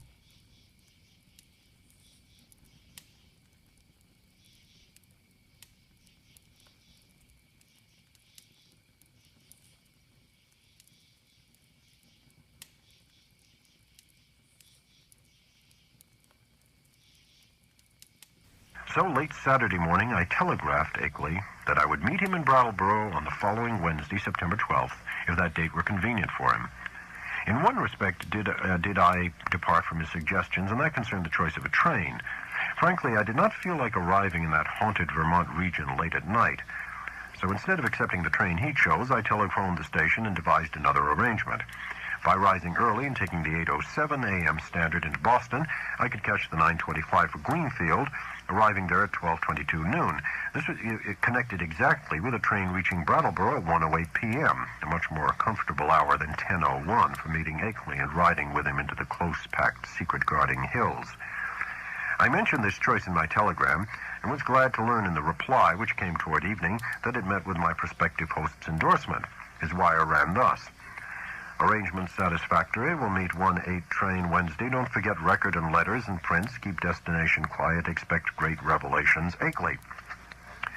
Receipt of this message in direct response to one sent to Akeley and necessarily delivered to his house from the Townsend station, either by official messenger or a restored telephone service, removed any lingering subconscious doubts I might have had about the authorship of the perplexing letter. My relief was marked. Indeed, it was greater than I could account for at the time, since all such doubts had been rather deeply buried. But I slept soundly and long that night, and was eagerly busy with preparations during the ensuing 2 days.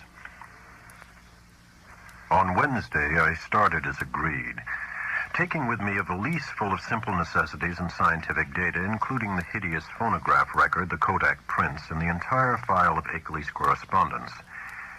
As requested, I told no one where I was going, for I could see that the matter demanded utmost privacy, even allowing for its most favorable terms. The thought of actual mental contact with alien outside entities was stupefying enough to my trained and somewhat prepared mind, and this being so, what might one think of its effect on the vast masses of uninformed laymen?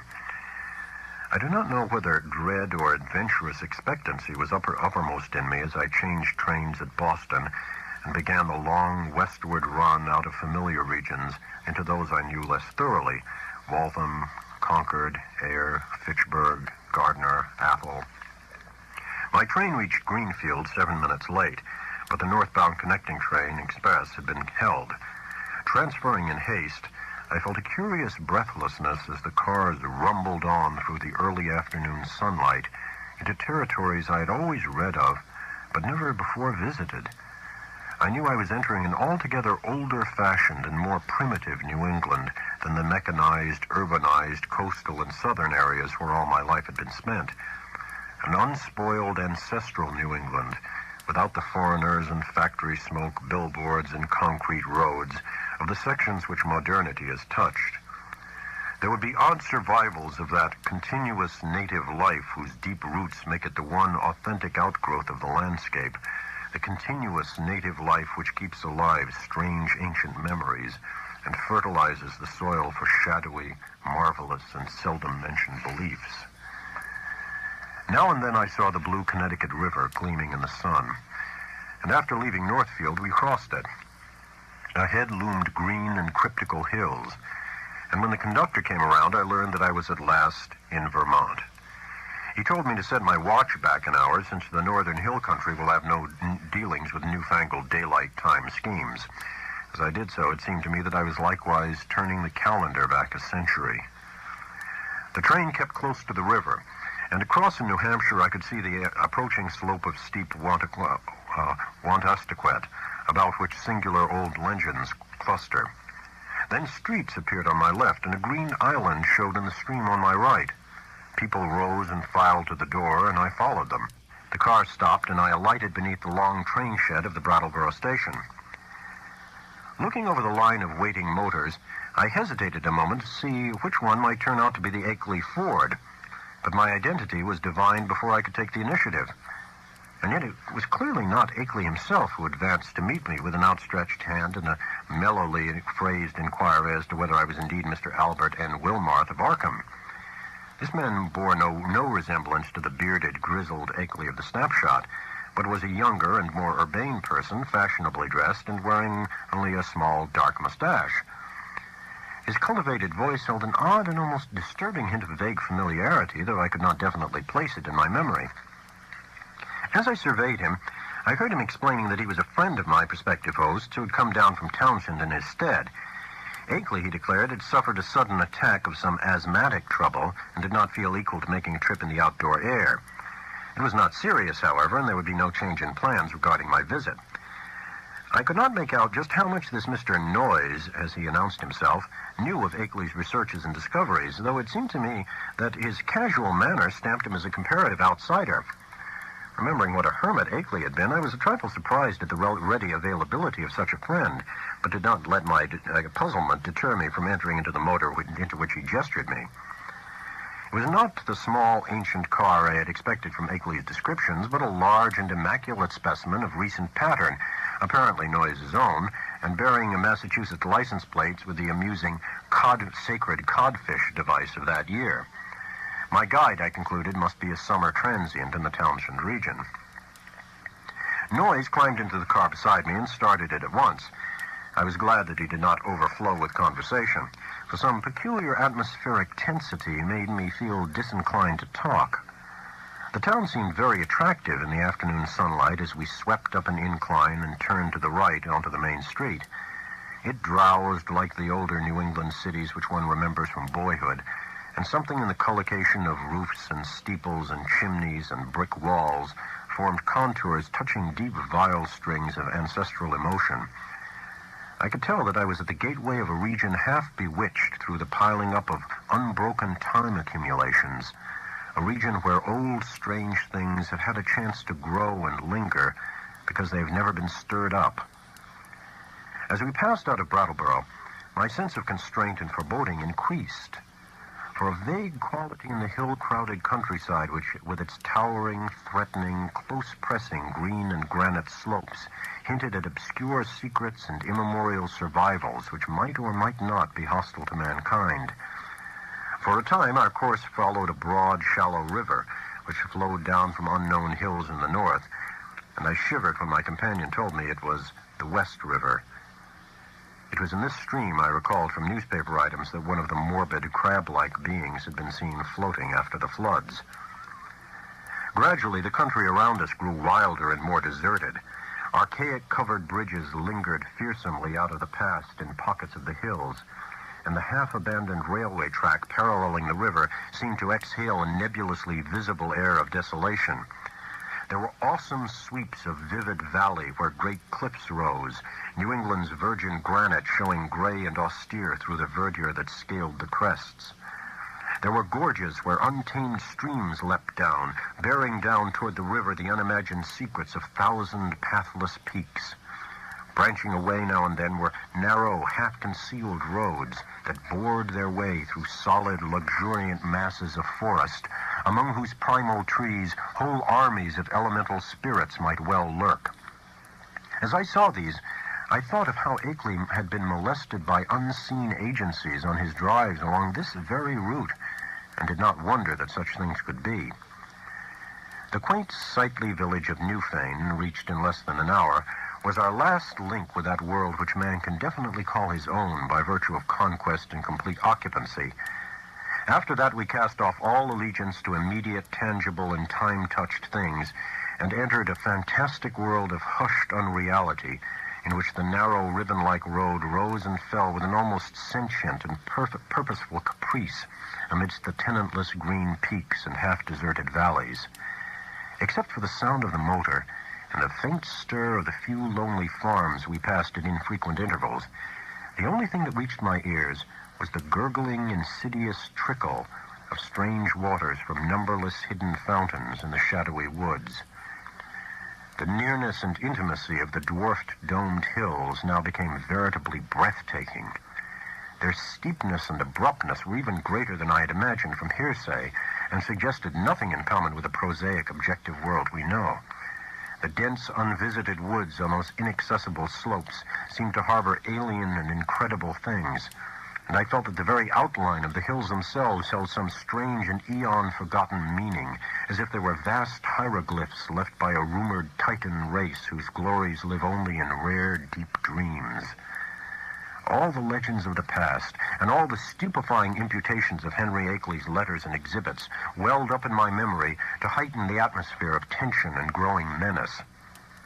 The purpose of my visit, and the frightful abnormalities it postulated, struck at me all at once with a chill sensation that nearly overbalanced my ardor for strange delvings.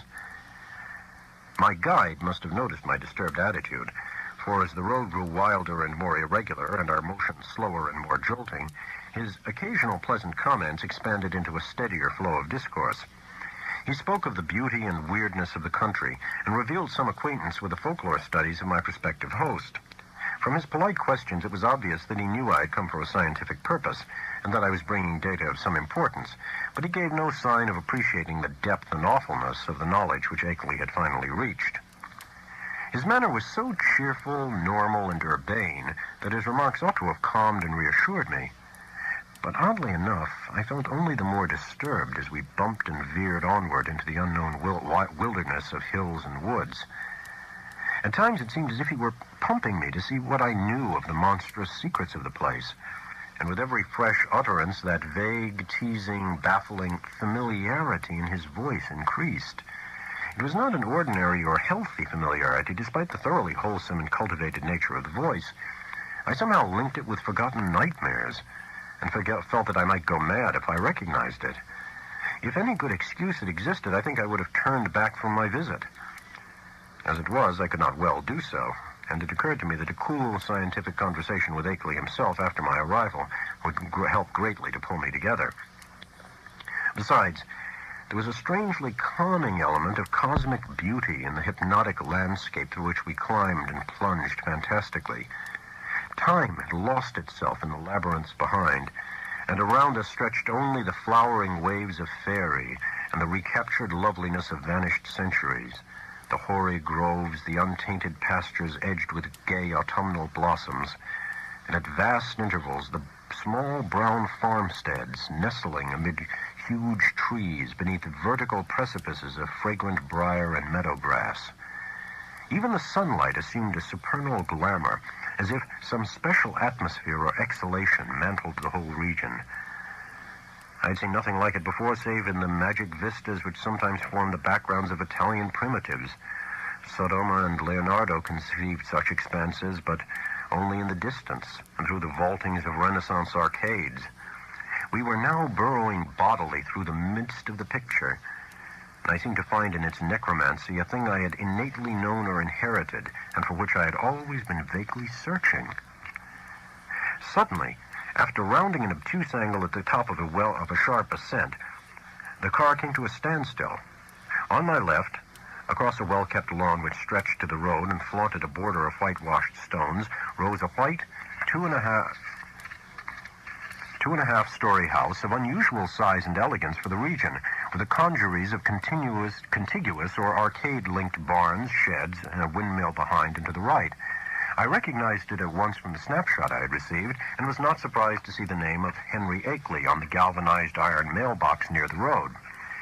For some distance back of the house, a level stretch of marshy and sparsely wooded land extended, beyond which soared a steep, thickly forested hillside ending in a jagged, leafy crest. This latter, I knew, was the summit of Dark Mountain, halfway up which we must have climbed already. Alighting from the car and taking my valise, Noyes asked me to wait while he went in and informed Akeley of my advent. He himself, he had added, had an important business elsewhere and could not stop for more than a moment. As he briskly walked up the path to the house, I climbed out of the car myself, wishing to stretch my legs a little before settling down to a sedentary conversation. My feeling of nervousness and tension had risen to a maximum again now that I was on the actual scene of the morbid beleaguering described so hauntingly in Akeley's letters, and I honestly dreaded the coming discussions which were to link me with such alien and forbidden worlds. Close contact with the utterly bizarre is often more terrifying than inspiring, and it did not cheer me to think that this very bit of dusty road was the place where those monstrous tracks and that fetid green ichor had been found after moonless nights of fear and death. Idly, I noticed that none of Akeley's dogs seemed to be about. Had he sold them all as soon as the outer ones made peace with him? Try as I might, I could not have the same confidence in the depth and sincerity of that peace which appeared in Akeley's final and queerly different letter. After all, he was a man of much simplicity and with little worldly experience. Was there not perhaps some deep and sinister undercurrent beneath the surface of the new alliance? Led by my thoughts, my eyes turned downward to the powdery road surface which had held such hideous testimonies. The last few days had been dry, and tracks of all sorts cluttered the rutted, irregular highway despite the unfrequented nature of the district. With a vague curiosity, I began to trace the outline of some of the heterogeneous impressions, trying meanwhile to curb the flights of macabre fancy which the place and its memories suggested. There was something menacing and uncomfortable in the funereal stillness, in the muffled, subtle trickle of distant brooks, and in the crowding green peaks and black-wooded precipices that choked the narrow horizon. And then an image shot into my consciousness which made those vague menaces and flights of fancy seem mild and insignificant indeed. I said that I was scanning the miscellaneous prints in the road with a kind of idle curiosity, but all at once that curiosity was shockingly snuffed out by a sudden and paralyzing gust of active terror. For though the dust tracks were in general confused and overlapping and unlikely to arrest any casual gaze, my restless vision had caught certain details near the spot where the path to the house joined the highway, and had recognized beyond doubt or hope the frightful significance of those details.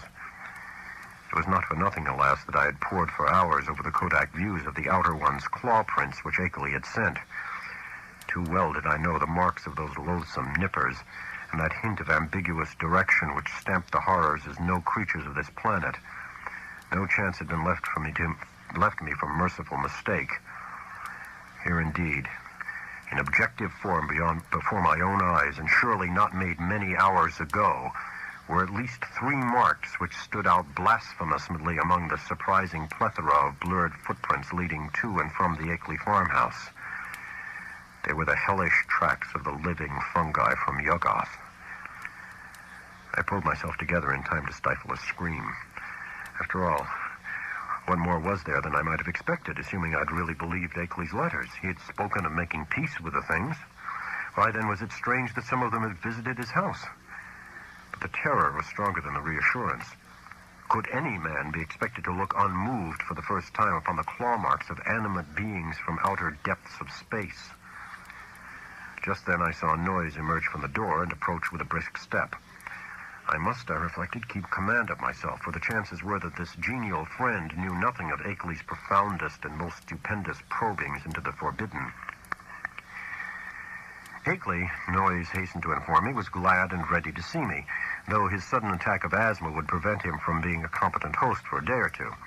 These spells hit him hard when they came and were always accompanied by a debilitating fever and general weakness.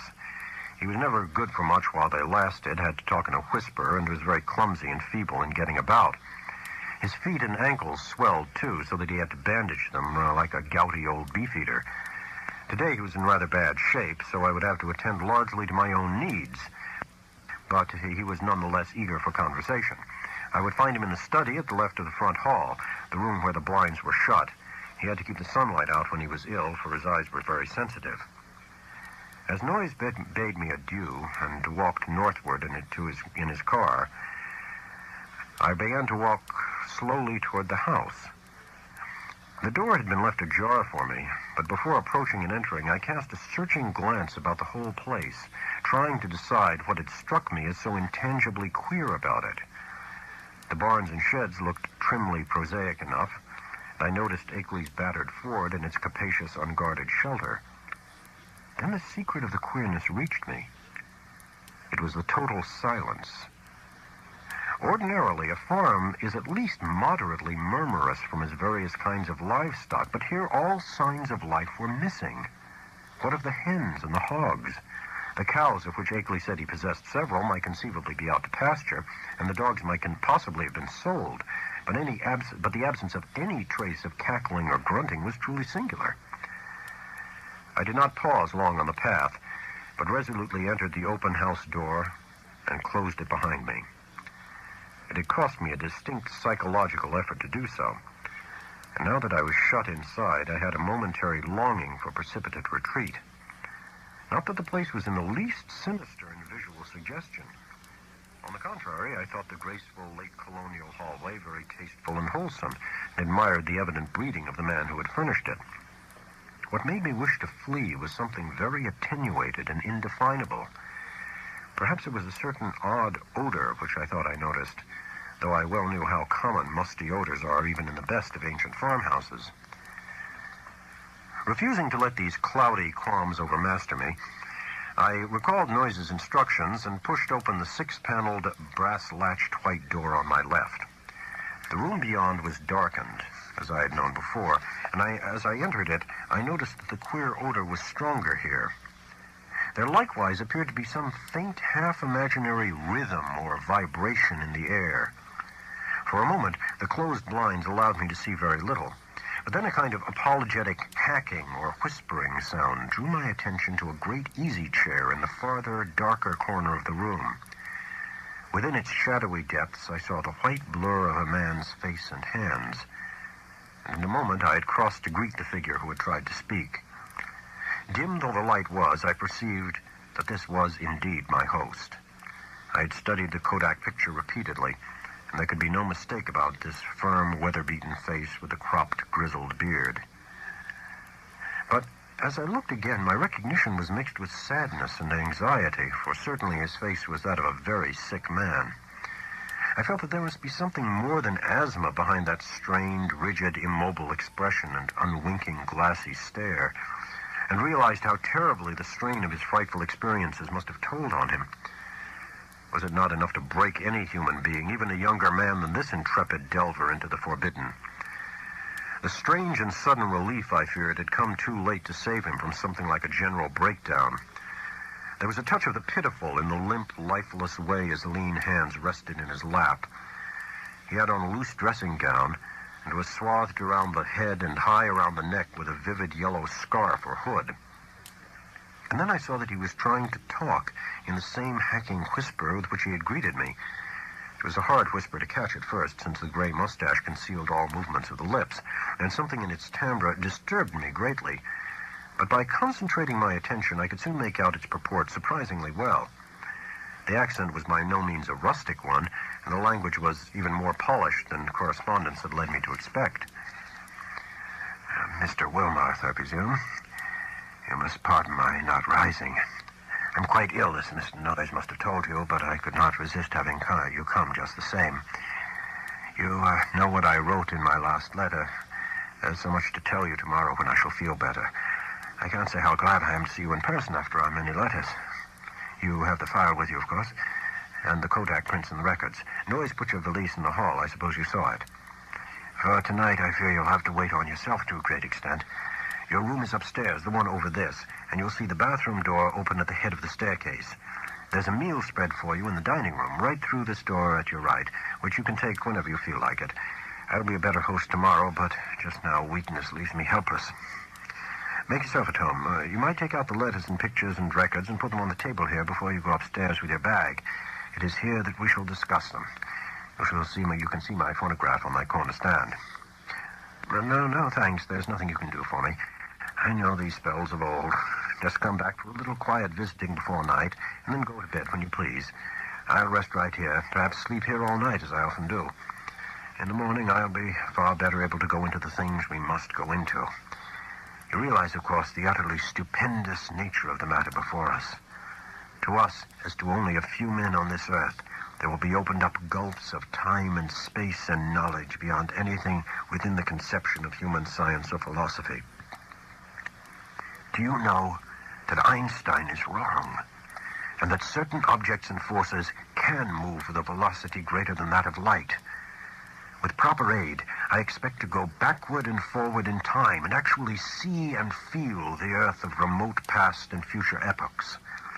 You can't imagine the degree to which those beings have carried science. There is nothing they can't do with the mind and body of living organisms. I expect to visit other planets and even other stars and galaxies. The first trip will be to Yuggoth, the nearest world fully peopled by the beings.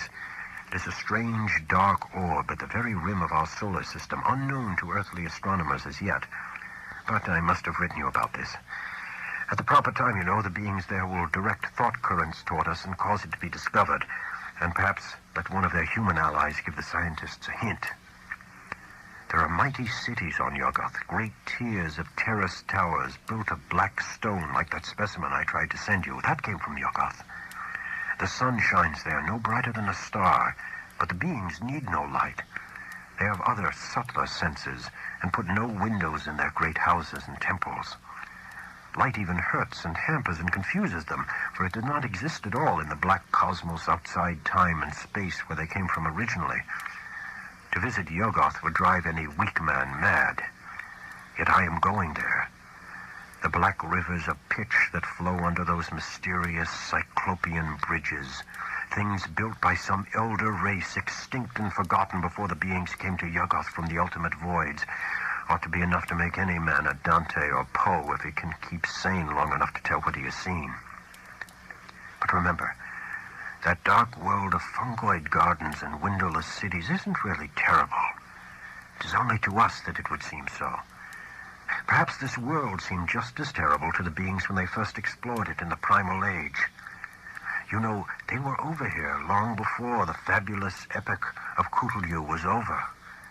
And remember all about sunken relief before it was when it was above the waters.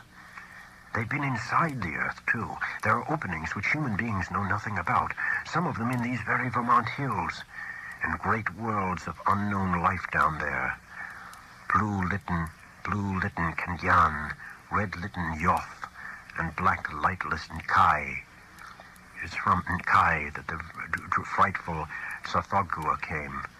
You know, the amorphous toad-like god creature mentioned in the Pnakotic manuscripts and the Necronomicon and the Comorium myth cycle preserved by the Atlantean high priest Klakash Ton. But we will talk of all of this later. It must be 4 or 5 o'clock by this time. Bring the stuff from your bag, take a bite, and come back for a comfortable chat. Very slowly, I turned and began to obey my host, fetching my valise, extracting and depositing the desired articles, and finally ascending to the room designated as mine. With the memory of that roadside claw print fresh in my mind, Akeley's whispered paragraphs had affected me clearly, and the hints of familiarity with this unknown world of fungus life, forbidden Yuggoth, made my flesh creep more than I dared to own. I was tremendously sorry about Akeley's illness, but I had to confess that his hoarse whisper had a hateful as well as a pitiful quality. If only he wouldn't gloat so about Yuggoth and its black secrets. My room proved a very pleasant and well-furnished one, devoid alike of the musty odor and disturbing sense of vibration. And after leaving my valise there, I descended again to greet Akeley and take the lunch he had set out for me. The dining room was just beyond the study, and I saw that a kitchen L extended still further in the same direction. On the dining table, an ample array of sandwiches, cake, and cheese awaited me, and a hot thermos bottle beside a cup and saucer testified that hot coffee had not been forgotten. After a well-relished meal, I poured myself a liberal cup of coffee, but found that the culinary standard had suffered a lapse in this one detail. My first spoonful revealed a faintly unpleasant acrid taste, so that I did not take more. Throughout the lunch, I thought of Akeley sitting silently in the great chair in the darkened next room. Once I went in to beg him to share the repast, but he whispered that he would eat nothing as yet. Later on, just before he slept, he would take some malted milk, all he ought to have that day. After lunch, I insisted on clearing the dishes away and washing them in the kitchen sink, incidentally emptying the coffee, which I had not been able to appreciate. Then, returning to the darkened study, I drew up a chair near my host's corner and prepared for such conversation as he might feel inclined to conduct. The letters, pictures, and record were still on the large center table, but for the nonce we did not have to draw upon them. Before long, I forgot even the bizarre odor and curious suggestions of vibration. I've said that there were things in some of Akeley's letters, especially the second and most voluminous one, which I would not dare to quote or even form into words on paper. This hesitancy applies with still greater force to the things I heard whispered that evening in the darkened room among the lonely, haunted hills. Of the extent of the cosmic horrors unfolded by that raucous voice, I cannot even hint. He had known hideous things before, but what he had learned since making his pact with the outside things was almost too much for sanity to bear. Even now, I absolutely refuse to believe what he implied about the constitution of ultimate infinity, the juxtaposition of dimensions, and the frightful position of our known cosmos of space and time in the unending chain of linked cosmos atoms, which makes up the immediate supercosmos of curves, angles, and material and semi-material electronic organization. Never was a sane man more dangerously close to the arcana of basic entity. Never was an organic brain nearer to utter annihilation in the chaos that transcends form and force and symmetry. I learned whence Kutul-Yu first came, and why half the great temporary stars of history had flared forth. I guessed from hints which made even my informant pause timidly the secret behind the Magellanic clouds and globular nebulae, and the black truth revealed by the immemorial allegory of Tao. The nature of the Doels was plainly revealed, and I was told the essence, though not the source, of the hounds of Tyndalos. The legend of Yig, father of serpents, remained figurative no longer, and I started with loathing when told of the monstrous nuclear chaos beyond angled space, which the Necronomicon had mercifully cloaked under the name of Azathoth. It was shocking to have the foulest nightmares of secret myth cleared up in concrete terms whose stark, morbid hatefulness exceeded the boldest hints of ancient and medieval mystics. Ineluctably, I was led to believe that the first whisperers of those accursed tales must have had discourse with Akeley's outer ones, and perhaps have visited outer cosmic realms as Akeley now proposed visiting them. I was told of the Black Stone and what it implied, and was glad it had not reached me. My guesses about those hieroglyphics had been all too correct. And yet Akeley now seemed reconciled to the whole fiendish system he had stumbled upon, reconciled and eager to probe farther into the monstrous abyss. I wondered what beings he had talked with since his last letter to me, and whether many of them had been as human as that first emissary he had mentioned. The tension in my head grew insufferable, and I built up all sorts of wild theories about that queer, persistent odor and those insidious hints of vibration in the darkened room. Night was falling now, and as I recalled what Akeley had written me about those earlier nights, I shuddered to think there would be no moon. Nor did I like the way the farmhouse nestled in the lee of that colossal forested slope leading up to Dark Mountain's unvisited crest. With Akeley's permission, I lighted a small oil lamp, turned it low, and set it on a distant bookcase beside the ghostly bust of Milton. But afterward I was sorry I had done so, for it made my host's strained, immobile face and listless hands look damnably abnormal and corpse-like. He seemed half incapable of motion, though I saw him nod stiffly once in a while. After what he had told, I could scarcely imagine what profounder secrets he was saving for the morrow, but at last it developed that his trip to Yuggoth and beyond, and my own possible participation in it, was to be the next day's topic. He must have been amused by the start of horror I gave at hearing a cosmic voyage on my part proposed, for his head wobbled violently when I showed my fear. Subsequently, he spoke very gently of how human beings might accomplish, and several times had accomplished, the seemingly impossible flight across the interstellar void. It seemed that complete human bodies did not indeed make the trip, but that the prodigious surgical, biological, chemical, and mechanical skill of the outer ones had found a way to convey human brains without their concomitant physical structure. There was a harmless way to extract a brain, and a way to keep the organic residue alive during its absence. The bare, compact cerebral matter was then immersed in an occasionally replenished fluid within an ether-tight cylinder of a metal mined in Yuggoth, certain electrodes reaching through and connecting at will with elaborate instruments capable of duplicating the three vital faculties of sight, hearing, and speech.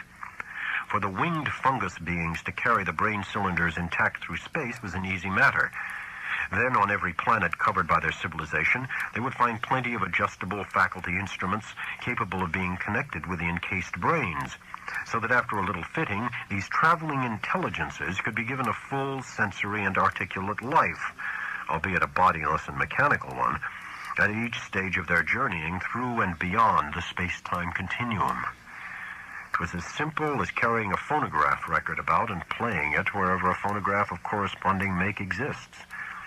Of his success, there could be no question. Akeley was not afraid. Had it not been brilliantly accomplished again and again? For the first time, one of the inert, wasted hands raised itself and pointed stiffly to a high shelf on the farther side of the room. There, in a neat row, stood more than a dozen cylinders of a metal I had never seen before, cylinders about a foot high and somewhat less in diameter, with three convex sockets set in an isosceles triangle over the front convex surface of each. One of them was linked at two of the sockets to a pair of singular-looking machines that stood in the background. Of their purpose I did not need to be told, and I shivered as with ague. Then I saw the hand point to a much nearer corner where some intricate instruments with attached cords and plugs, several of them much like two devices on the shelf behind the cylinders, were huddled together. "There are 4 kinds of instruments here, Wilmarth," whispered the voice. 4 kinds. 3 faculties each makes 12 pieces in all. You see, there are 4 different sorts of beings represented in those cylinders up there. 3 humans, 6 fungoid beings who can't navigate space corporeally, 2 beings from Neptune, God, if you could see the body this type has on its own planet, and the rest entities from the central caverns of an especially interesting dark star beyond the galaxy.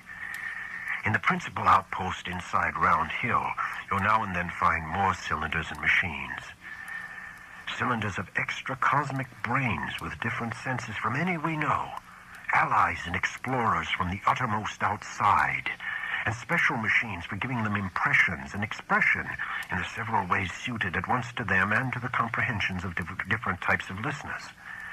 Round Hill, like most of the being's main outposts through the various universes, is a very cosmopolitan place. Of course, only the more common types have been lent me for the experiment. Here, take the 3 machines I point to and set them up on the table. That tall one with the 2 glass lenses in front, and then the box with the vacuum tubes and the sounding board, and now the one with the metal disc on top. Now for the cylinder with the label B67 pasted on it. Just stand in the Windsor chair to reach the shelf. Heavy? Never mind. Be sure of the number, B67. Don't bother that fresh, shiny cylinder joined to the two testing instruments, the one with my name on it. Set B67 on the table where you put the machines, and see the dial switch on all three machines is jammed over to the extreme left. Now, connect the cord of the lens machine with the upper socket on the cylinder. There. Join the tube machine to the lower left-hand socket and the disc apparatus to the outer socket. Now move all the dial switches on the machines over to the extreme right. First the lens one, then the disc one, then the tube one. That's right. I might as well tell you, this is a human being, just like any of us. I'll give you a taste of some of the others tomorrow. To this day, I do not know why I obeyed those whispers so slavishly, or whether I thought Akeley was mad or sane. After what had gone before, I ought to have been prepared for anything, but this mechanical mummery seemed so like the typical vagaries of crazed inventors and scientists that it struck a chord of doubt which even the preceding discourse had not excited. What the whisperer implied was beyond all human belief. Yet were not the other things still farther beyond and less preposterous only because their remoteness from tangible concrete proof?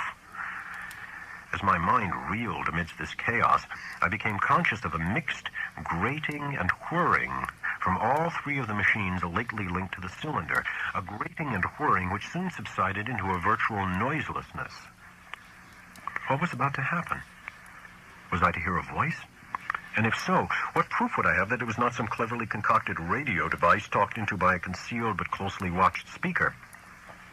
Even now I am unwilling to swear just what I heard or just what phenomenon really took place before me, but something certainly seemed to take place.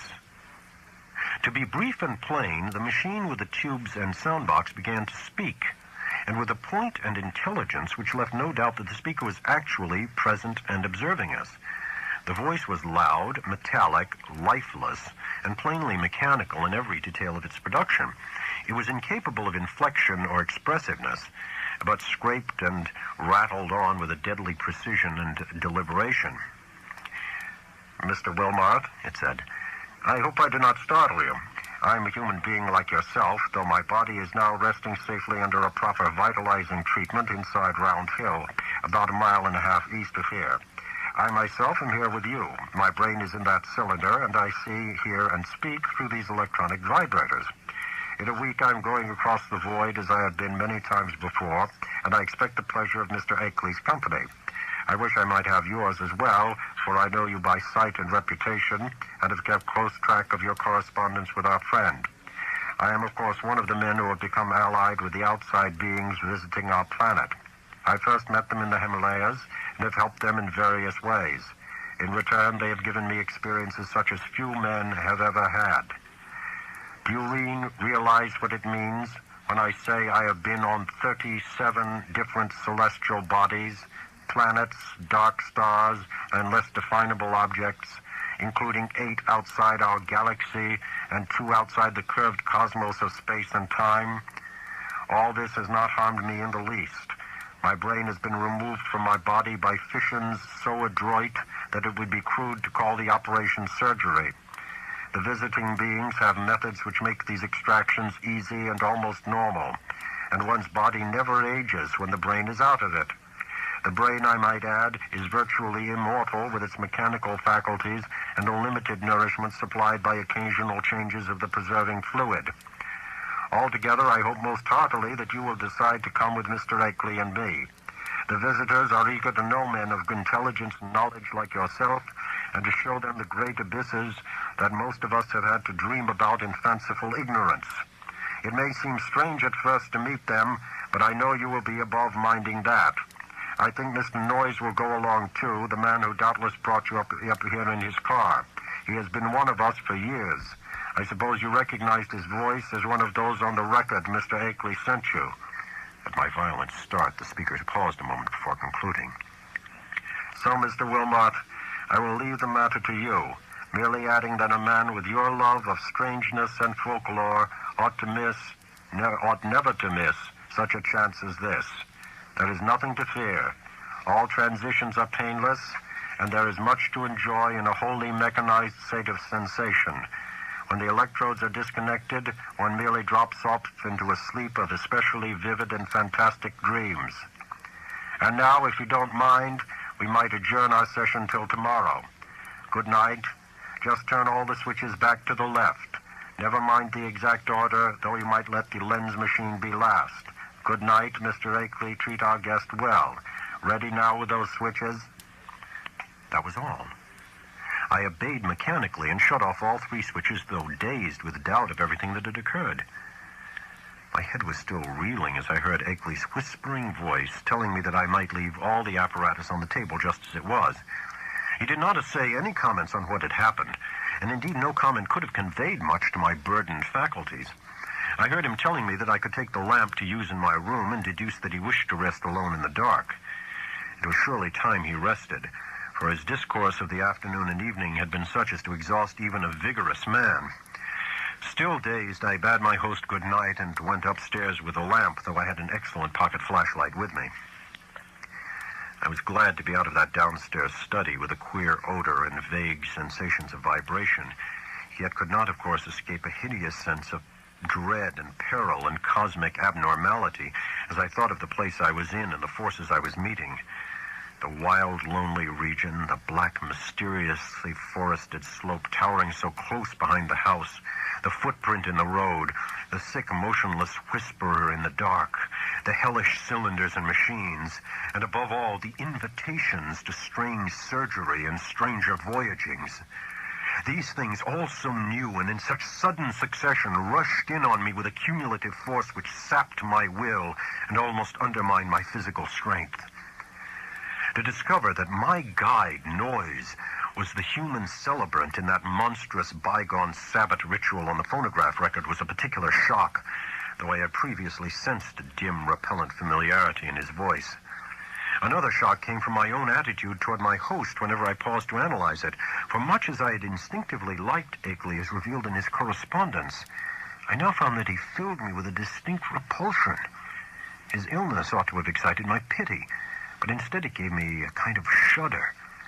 He was so rigid and inert and corpse-like, and that incessant whispering was so hateful and unhuman.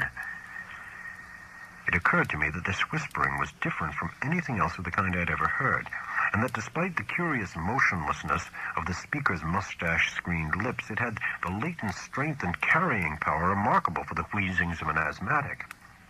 I had been able to understand the speaker when wholly across the room, and once or twice it seemed to me that the faint but penetrant sounds represented not so much weakness as deliberate repression, for what reason I could not guess. From the first, I felt a disturbing quality in their timbre. Now, when I tried to weigh the matter, I thought I could trace this impression to a kind of conscious, subconscious familiarity, like that which had made Noise's voice so hazily ominous. But when or where I had encountered the thing it hinted at was more than I could tell. One thing was certain. I would not spend another night here. My scientific zeal had vanished amidst fear and loathing, and I felt nothing now but a wish to escape from this net of morbidity and unnatural revelation. I knew enough now.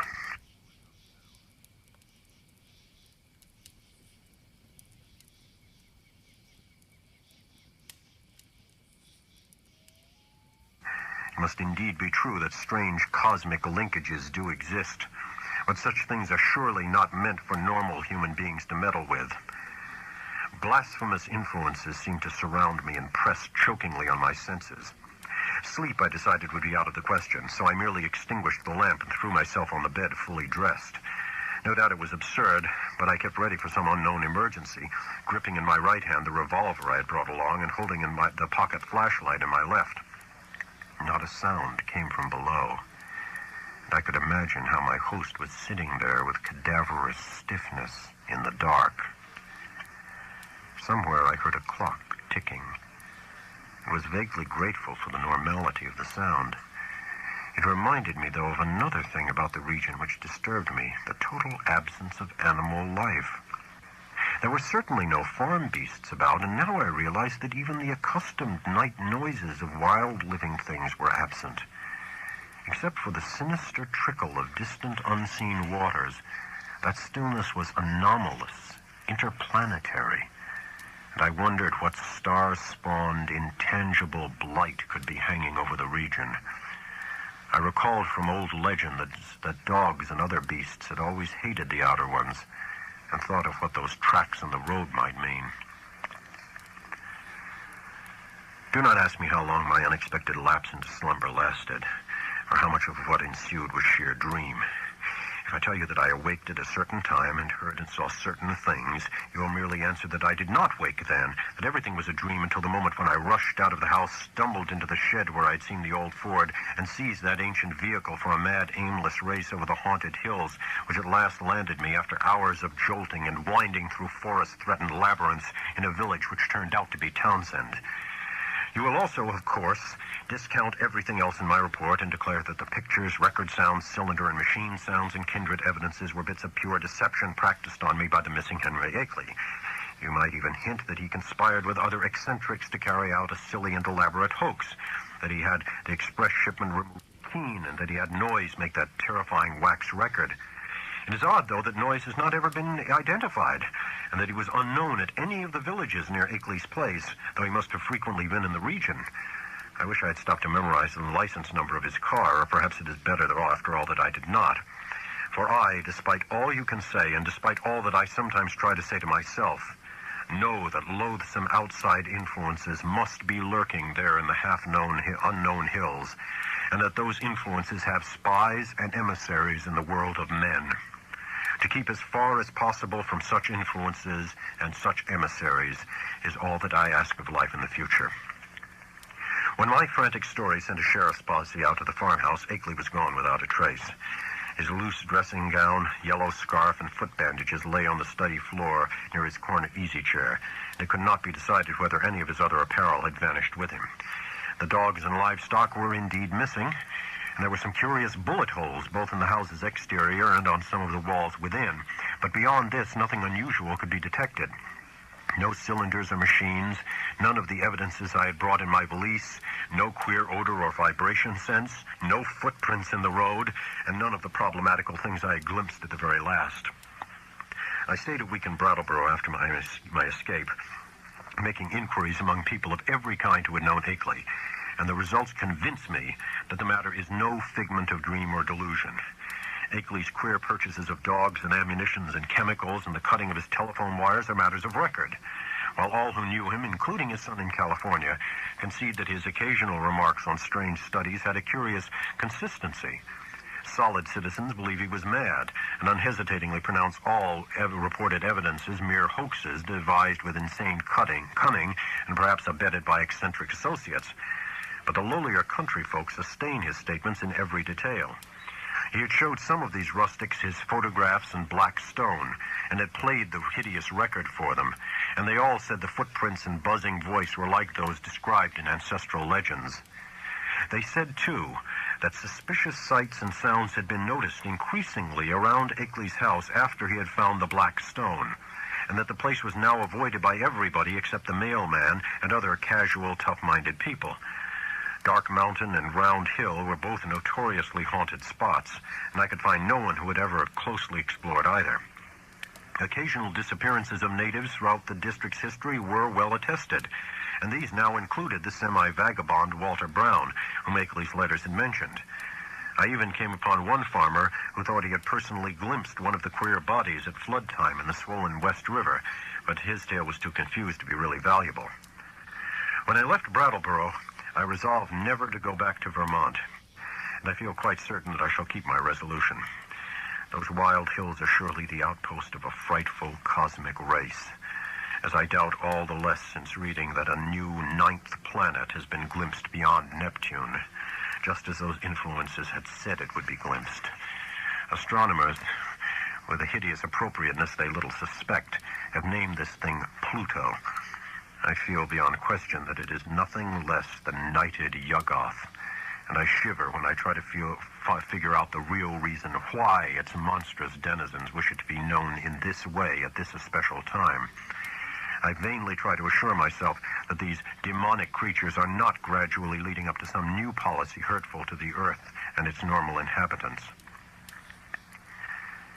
But I still have yet to tell of the ending of the terrible night in the farmhouse.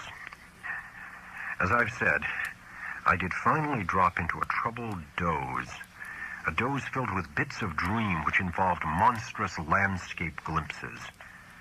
Just what awaked me I cannot yet say, but that I did indeed awake at this given point I feel very certain.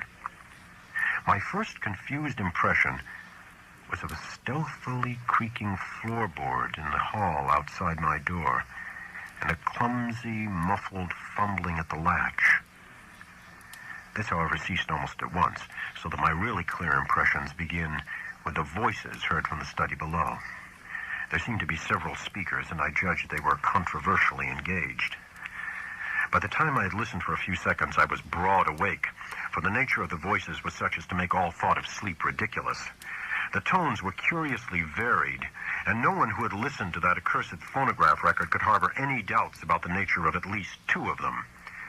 Hideous though the idea was, I knew that I was under the same roof with nameless beings from abysmal space, for those two voices were unmistakably the blasphemous buzzings which the outside beings used in their communication with men. The two were individually different in pitch, accent, and tempo, but they were both of the same damnable general kind. A third voice was indubitably that of a mechanical utterance machine connected with one of the detached brains in the cylinders. There was little doubt about that as to the buzzings, for the loud, metallic, lifeless voice of the previous evening, with its inflectionless, expressionless scraping and rattling, and its impersonal precision and deliberation, had been utterly unforgettable. For a time, I did not pause to question whether the intelligence behind the scraping was the identical one which had formerly talked to me. But shortly afterward, I reflected that any brain would emit vocal sounds of the same quality if linked to the same mechanical speech producer, the only possible differences being in language, rhythm, speech, and pronunciation. To complete the eldritch colloquy, there were two actually human voices, one the crude speech of an unknown and evidently rustic man, and the other the suave Bostonian tones of the erstwhile guide Noise. As I tried to catch the words which the stoutly fashioned floor so bafflingly intercepted, I was also conscious of a great deal of stirring and scratching and shuffling in the room below, so that I could not escape the impression that it was full of living beings, many more than the few whose speech I could single out. The exact nature of this stirring is extremely hard to describe, for very few good bases of comparison exist. Objects seemed now and then to move across the room like conscious entities, the sound of their footfalls having something about it like a loose, hard-surfaced clattering, as of the contact of ill-coordinated surfaces of horn or hard rubber. It was, to use a more concrete but less accurate comparison, as if people with loose, splintery wooden shoes were shambling and rattling about on the polished board floor. Of the nature and appearances of those responsible for the sounds, I did not care to speculate. Before long, I saw that it would be impossible to distinguish any connected discourse. Isolated words, including the names of Akeley and myself, now and then floated up, especially when uttered by the mechanical speech producer, but their true significance was lost for want of continuous context. Today, I refused to form any definite deductions from them. Even their frightful effect on me was one of suggestion rather than revelation. A terrible and abnormal conclave, I felt certain, was assembled below me. But for what shocking deliberations, I could not tell. It was curious how this unquestioned sense of the malign and the blasphemous pervaded me despite Akeley's assurances of the outsider's friendliness. With patient listening, I began to distinguish clearly between voices, even though I could not grasp much of what any of the voices said. I seemed to catch certain typical emotions behind some of the speakers. One of the buzzing voices, for example, held an unmistakable note of authority, while the mechanical one, notwithstanding its artificial loudness and regularity, seemed to be in a position of subordination and pleading. Noise's tones exuded a kind of conciliatory atmosphere. The others I could make no attempt to interpret. I did not hear the familiar whisper of Akeley, but well knew that such a sound could never penetrate the solid flooring of my room. I would try to set down some of the few disjointed words with other sounds I caught, labeling the speakers of the words as best I know how. It was from the speech machine that I first picked up a few recognizable phrases. The speech machine. Brought it on myself. Sent back the letters and the record. End on it. Taken in. Seeing and hearing. Damn you. Impersonal force after all. Fresh, shiny cylinder. Great God. First buzzing voice. Timely stopped. Small and human. Ackley. Brain. Saying. Second buzzing voice. Neolithotic. Wilmot. Records and letters. Cheap imposture. Noise. An unpronounceable word, a name possibly Gothpun. Harmless. Peace. Couple of weeks. Theatrical. Told you that. First buzzing voice. No reason. Original plan. Effects. Noise can watch. Round hill. Fresh cylinder. Noises car. Noise. Well, all yours. Down here. Rest place. Several voices at once in indistinguishable speech.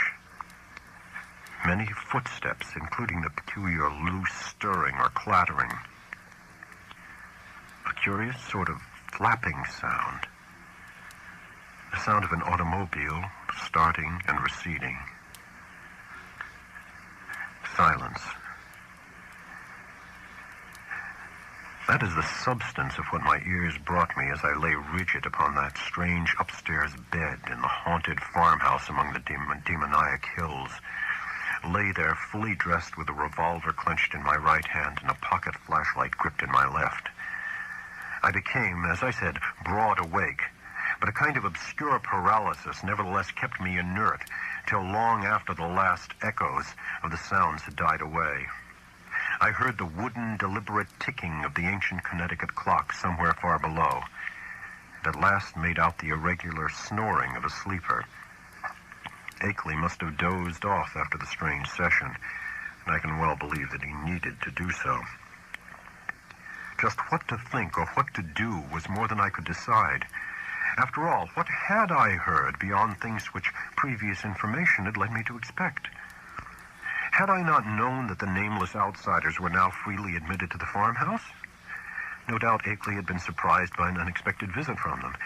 Yet something in the fragmentary discourse had chilled me immeasurably, raised the most grotesque and horrible doubts, and made me wish fervently that I might wake up and prove everything a dream. I think my subconscious mind must have caught something which my consciousness has not yet recognized. But what of Ackley? Was he not my friend? And would he not have protested if any harm were meant me? The peaceful snoring below seemed to cast ridicule on all my suddenly intensified fears. Was it possible that Ackley had been imposed upon and used as a lure to draw me into the hills with the letters and pictures and phonograph record? Did those beings mean to engulf us both in a common destruction because we had come to know too much? Again, I thought of the abruptness and unnaturalness of that change in the situation which must have occurred between Ackley's penultimate and final letters. Something, my instinct told me, was terribly wrong. All was not as it seemed. That acrid coffee which I refused, had that not been an attempt by some hidden, unknown entity to drug it? I must talk to Ackley at once and restore his sense of proportion. They had hypnotized him with their promises of cosmic revelations, but now he must listen to reason. We must get out of this before it would be too late. If he lacked the willpower to make the break for liberty, I would supply it. Or if I could not persuade him to go, I would at least go myself. Surely he would let me take his Ford and leave it in a garage in Brattleboro. I noticed it in the shed, the door being left unlocked and now open that peril was deemed past, and I believe there was a good chance of its being ready for instant use. That momentary dislike of Ackley which I had felt during and after the evening's conversation was all gone now. He was in a position much like my own, and we must stick together. Knowing his indisposed condition, I hated to wake him at this juncture, but I knew I must.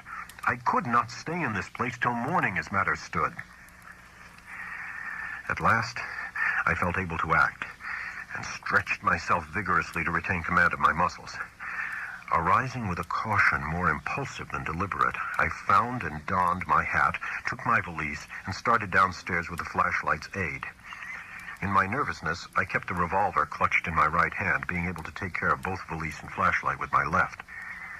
Why I exerted these precautions I did really not know, since I was even then on my way to awaken the only other occupant of the house.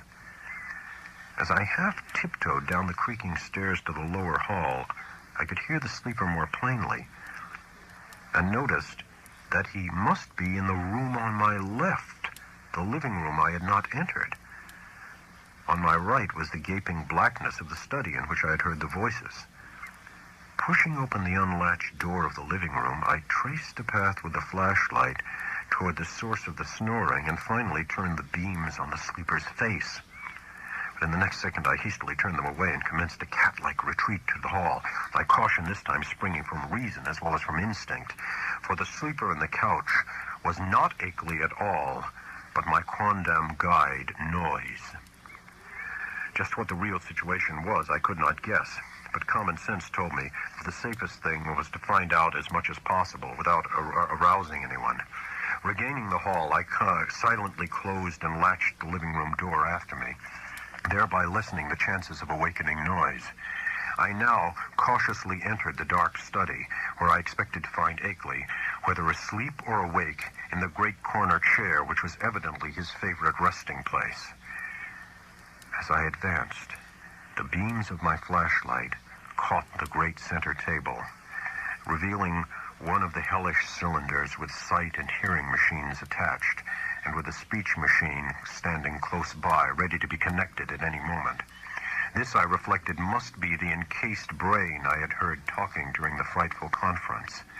For a second, I had a perverse impulse to attach the speech machine and see what it would say. It must, I thought, be conscious of my presence even now, since the sight and hearing attachments could not fail to disclose the rays of my flashlight and the faint creaking of the floor beneath my feet. But in the end, I did not dare to meddle with the thing. I idly saw that it was the fresh, shiny cylinder with Akeley's name on it, which I had noticed on the shelf earlier that evening, and which my host had told me not to bother. Looking back at that moment, I can only regret my timidity and wish that I had boldly caused the apparatus to speak. God knows what mysteries and horrible doubts and questions of identity it might have cleared up. But then it may be merciful that I let it alone. From the table, I turned my flashlight to the corner where I thought Akeley was, but found to my perplexity that the great easy chair was empty of any human occupant asleep or awake. From the seat to the floor there trailed voluminously the familiar old dressing gown, and near it on the floor lay the yellow scarf and the huge foot bandages I had thought so odd. As I hesitated, striving to conjecture where Akeley might be, and why he had so suddenly discarded his necessary sick-room garments, I observed that the queer odor and sense of vibration were no longer in the room. What had been their cause? Curiously, it occurred to me that I had noticed them only in Akeley's vicinity. They had been strongest where he sat, and wholly absent except in the room with him or just outside the doors of that room. I paused, letting the flashlight wander about the dark study and racking my brain for explanations of the turn affairs had taken. Would to heaven I had quietly left the place without allowing that light to rest again on the vacant chair. As it turned out, I did not leave quietly, but with a muffled shriek which must have disturbed, though it did not quite awake, the sleeping sentinel across the hall. That shriek and Noise's still unbroken snore are the last sounds I ever heard in that morbidity-choked farmhouse beneath the black-wooded crest of Haunted Mountain, that focus of trans-cosmic horror amidst the lonely green hills and curse-muttering brooks of a spectral rustic land. It is a wonder that I did not drop flashlight, valise, and revolver in my wild scramble, but somehow I managed to fail to lose any of these. I actually managed to get out of that room and that house without making any further noise, to drag myself and my belongings safely into the old Ford in the shed, and to set that archaic vehicle in motion towards some unknown point of safety in the black moonless night. The ride that followed was a piece of delirium out of Poe or Rimbaud or the drawings of Doré, But finally I reached Townsend. That is all. If my sanity is still unshaken, I am lucky. Sometimes I fear what the years will bring, especially since that new planet, Pluto, has been so curiously discovered. As I implied, I let my flashlight return to the vacant easy chair after its circuit of the room. Then, noticing for the first time the presence of certain objects in the seat made inconspicuous by the adjacent loose folds of the empty dressing gown. These are the objects, 3 in number, which the investigators did not find when they came later on. As I said at the outset, there was nothing of actual visual horror about them. The trouble was in what they led to one to infer. Even now I have my moments of half-doubt, moments in which I half expect the skepticism of those who attribute my whole experience to dream and nerves and delusion. The 3 things were damnably clever constructions of their kind, and were furnished with ingenious metallic clamps to attach them to organic developments, of which I dare not form any conjecture. I hope, devoutly hope, that they were the waxen products of a master artist, despite what my innermost fears tell me. Great God! That whisperer in darkness with its morbid odor and vibrations. Sorcerer, emissary, changeling, outsider. That hideous repressed buzzing. And all the time in that fresh, shiny cylinder on the shelf. Poor devil. Prodigious surgical, biological, chemical, and mechanical skill. For the things in the chair, perfect to the last subtle detail of microscopic resemblance or identity, were the face and hands of Henry Wentworth Akeley.